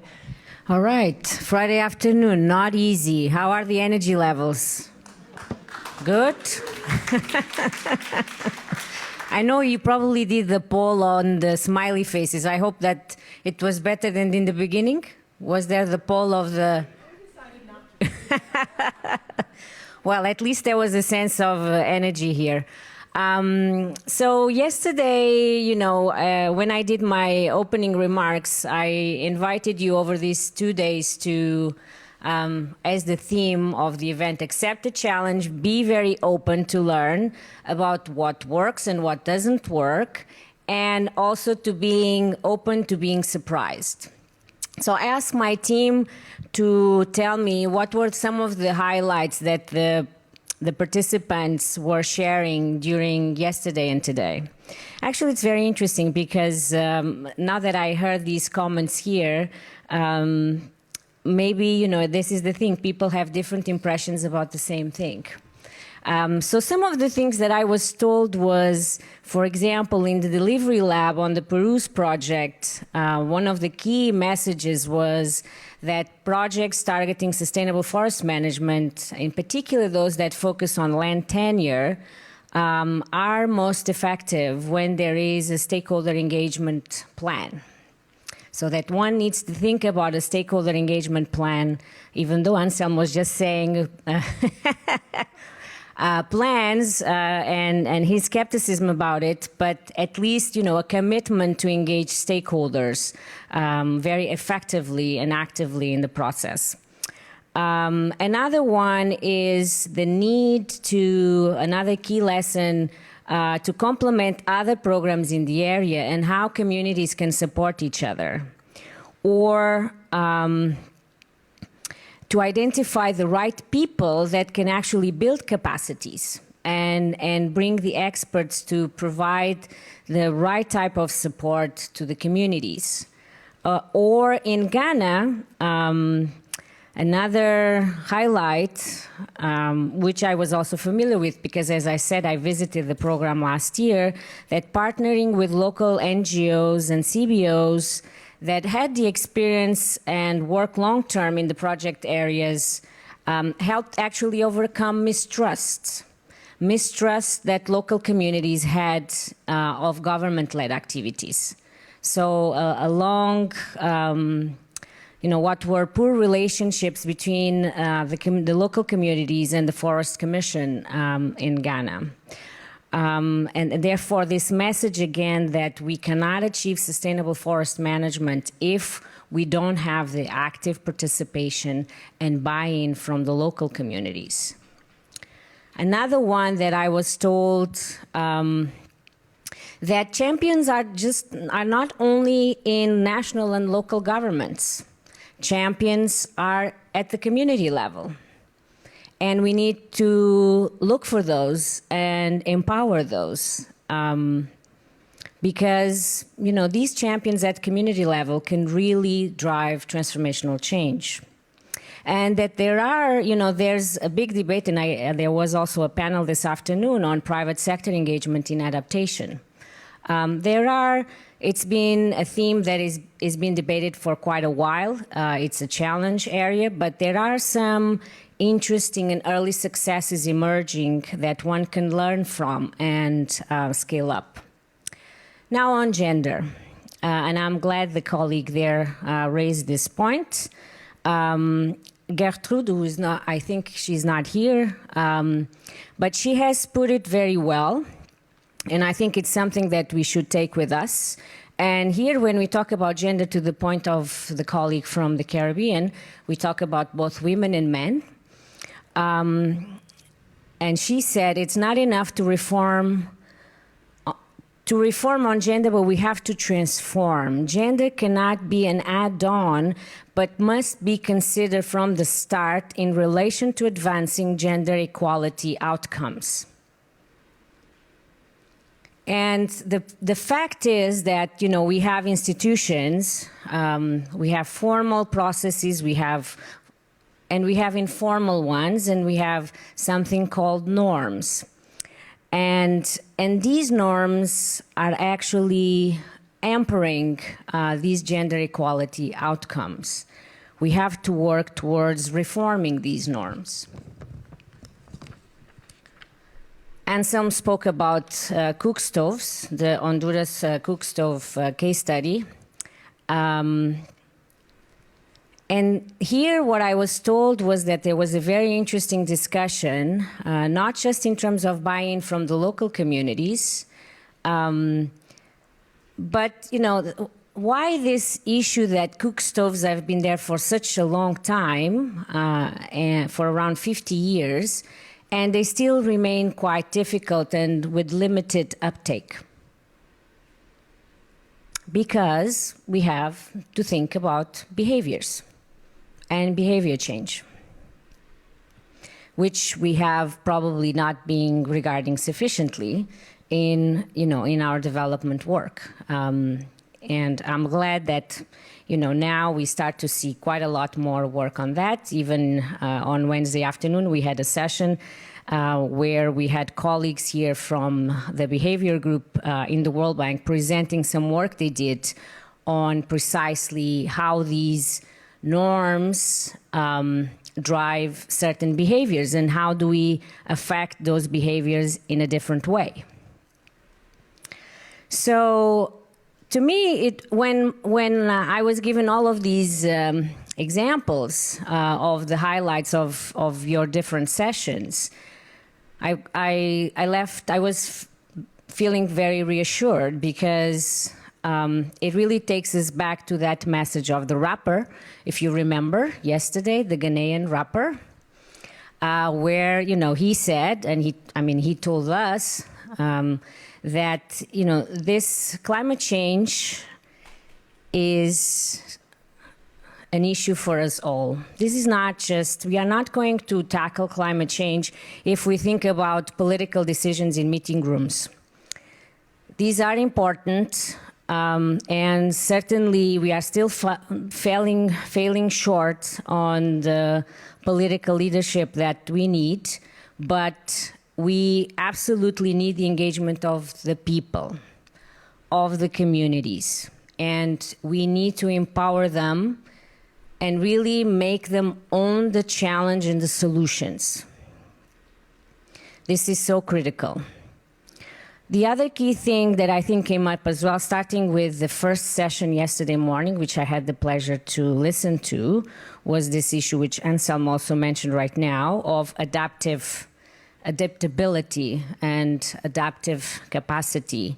The fact is that, we live in a very fast-changing world, and which requires us to really use the technologies, the tools, the approaches, the information to change systems. This issue of the systems is really critical. We are not going to tackle climate change challenge if we think on a project by project approach. We need to change our systems. So we need change in behaviors, because that's ultimately what changes institutions, that's ultimately what also changes policies, that's what's going to bring about the change we need.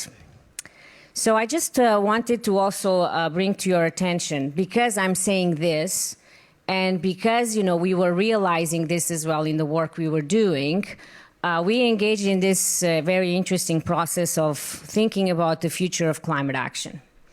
And we engaged with a wide range of people that actually, don't work directly in climate change. They work, in the whole array of fields and sectors. And they are carrying out their work and not necessarily thinking about climate change. So we wanted to hear from them. Then we also had conversations with the climate change community and development community. And really to have this discussion about future of climate action. How do we really sort of like start catalyzing really or supporting change at systems level that starts moving us in a different direction? And it's here, you can also check it online. This is a very simple visual format. What came out of that work was 8 zones of opportunity. 8 zones of opportunity to spark climate action at a different scale and with different impacts. What were these 8 zones of opportunity? I'm going to say it: youth empowerment. We finished this work before these youth climate strikes. And it was, from all of these discussions, it was visible that this is a massive zone of opportunity. I tell you a story. I was with somebody that monitors the most carbon-intensive industries in the world. And what they try to do is to see whether they are taking into account climate risks, whether they are taking into account their carbon footprint, what are they doing about that? And he told me this story that, one of the CEOs had told him that the fact that made him act and drive change in his own corporation was the fact that his granddaughter had asked him, "What are you doing about climate change?" This is the power of youth. Youth, these are our children. These are our grandchildren. These are our nieces and nephews. And they can bring about change, and they will bring about change. So that was one zone of opportunity. Another one was women. Women empowerment. Because you will see it as well in the framework if you open it. The likelihood that certain decisions will be made that are aligned with our climate change objectives if we have a higher number of women in decision-making positions increases significantly.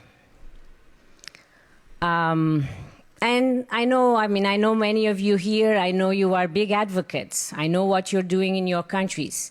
You are seeing the impact of this on the ground. So that was the second one. The third one was what we called immersive news, which is make people experience or feel what this climate change is.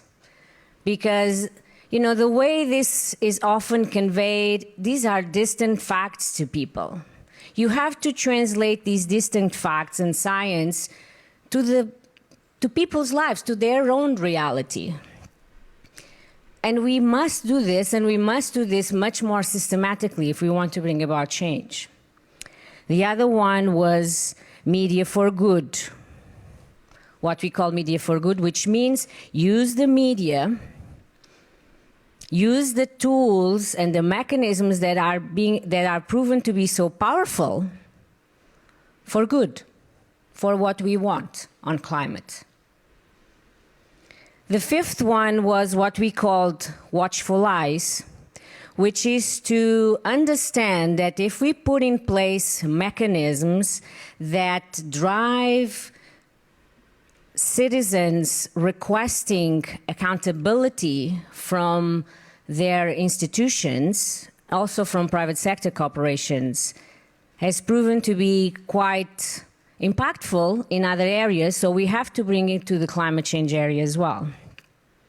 The sixth area was organizing without organizations, so recognizing that there's a huge potential, large potential in recognizing the power of decentralized networked structures.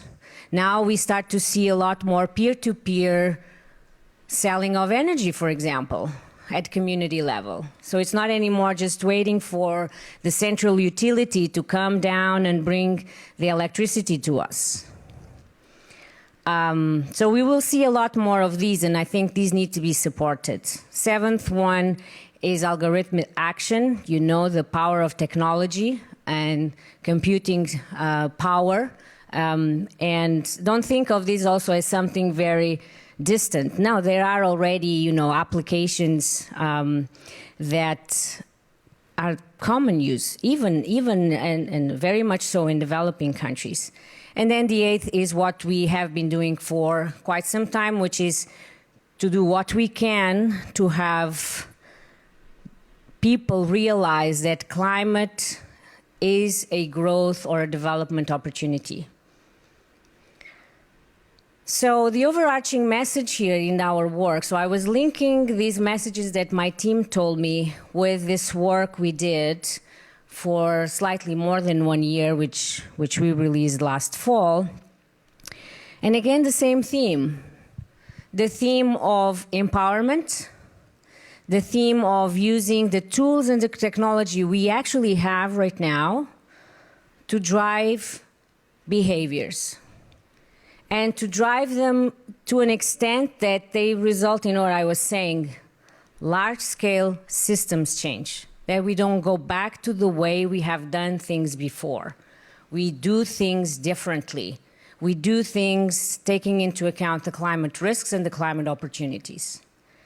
So bringing us back to this, to what was the theme of these 2 days, knowledge, evidence, human stories, you will notice that we put all of these faces of our projects. You see the human faces of our projects. These are human faces, these are human stories that we have been telling, so that you identify yourselves with what's happening and what's possible. These, we think, and I think that this knowledge, this evidence, these human stories play a very critical role. They are critical to motivate us to act, and to act differently. So my plea to you as you leave these 2 days, and I know for some of you and myself was a long week, is that do continue this journey with us and take what you have learned about what works and doesn't work to your families, to your work, to your institutions, and let us together continue to drive this change. Thank you.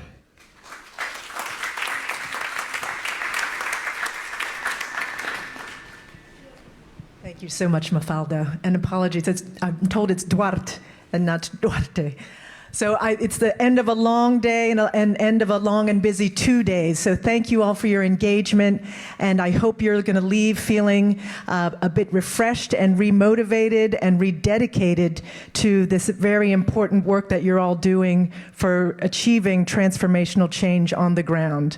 So thank you so much. And I also thank you for the work that you're doing. It's been my pleasure to be an observer and to hear all of the amazing brain power that's been gathered in this room and in all the sessions over the past 2 days. So before you all leave, we actually would love to take a group picture with everyone here who's made it to the last mile. So thank you all. And if you can join me up on the stage and we'll do our picture. Thank you.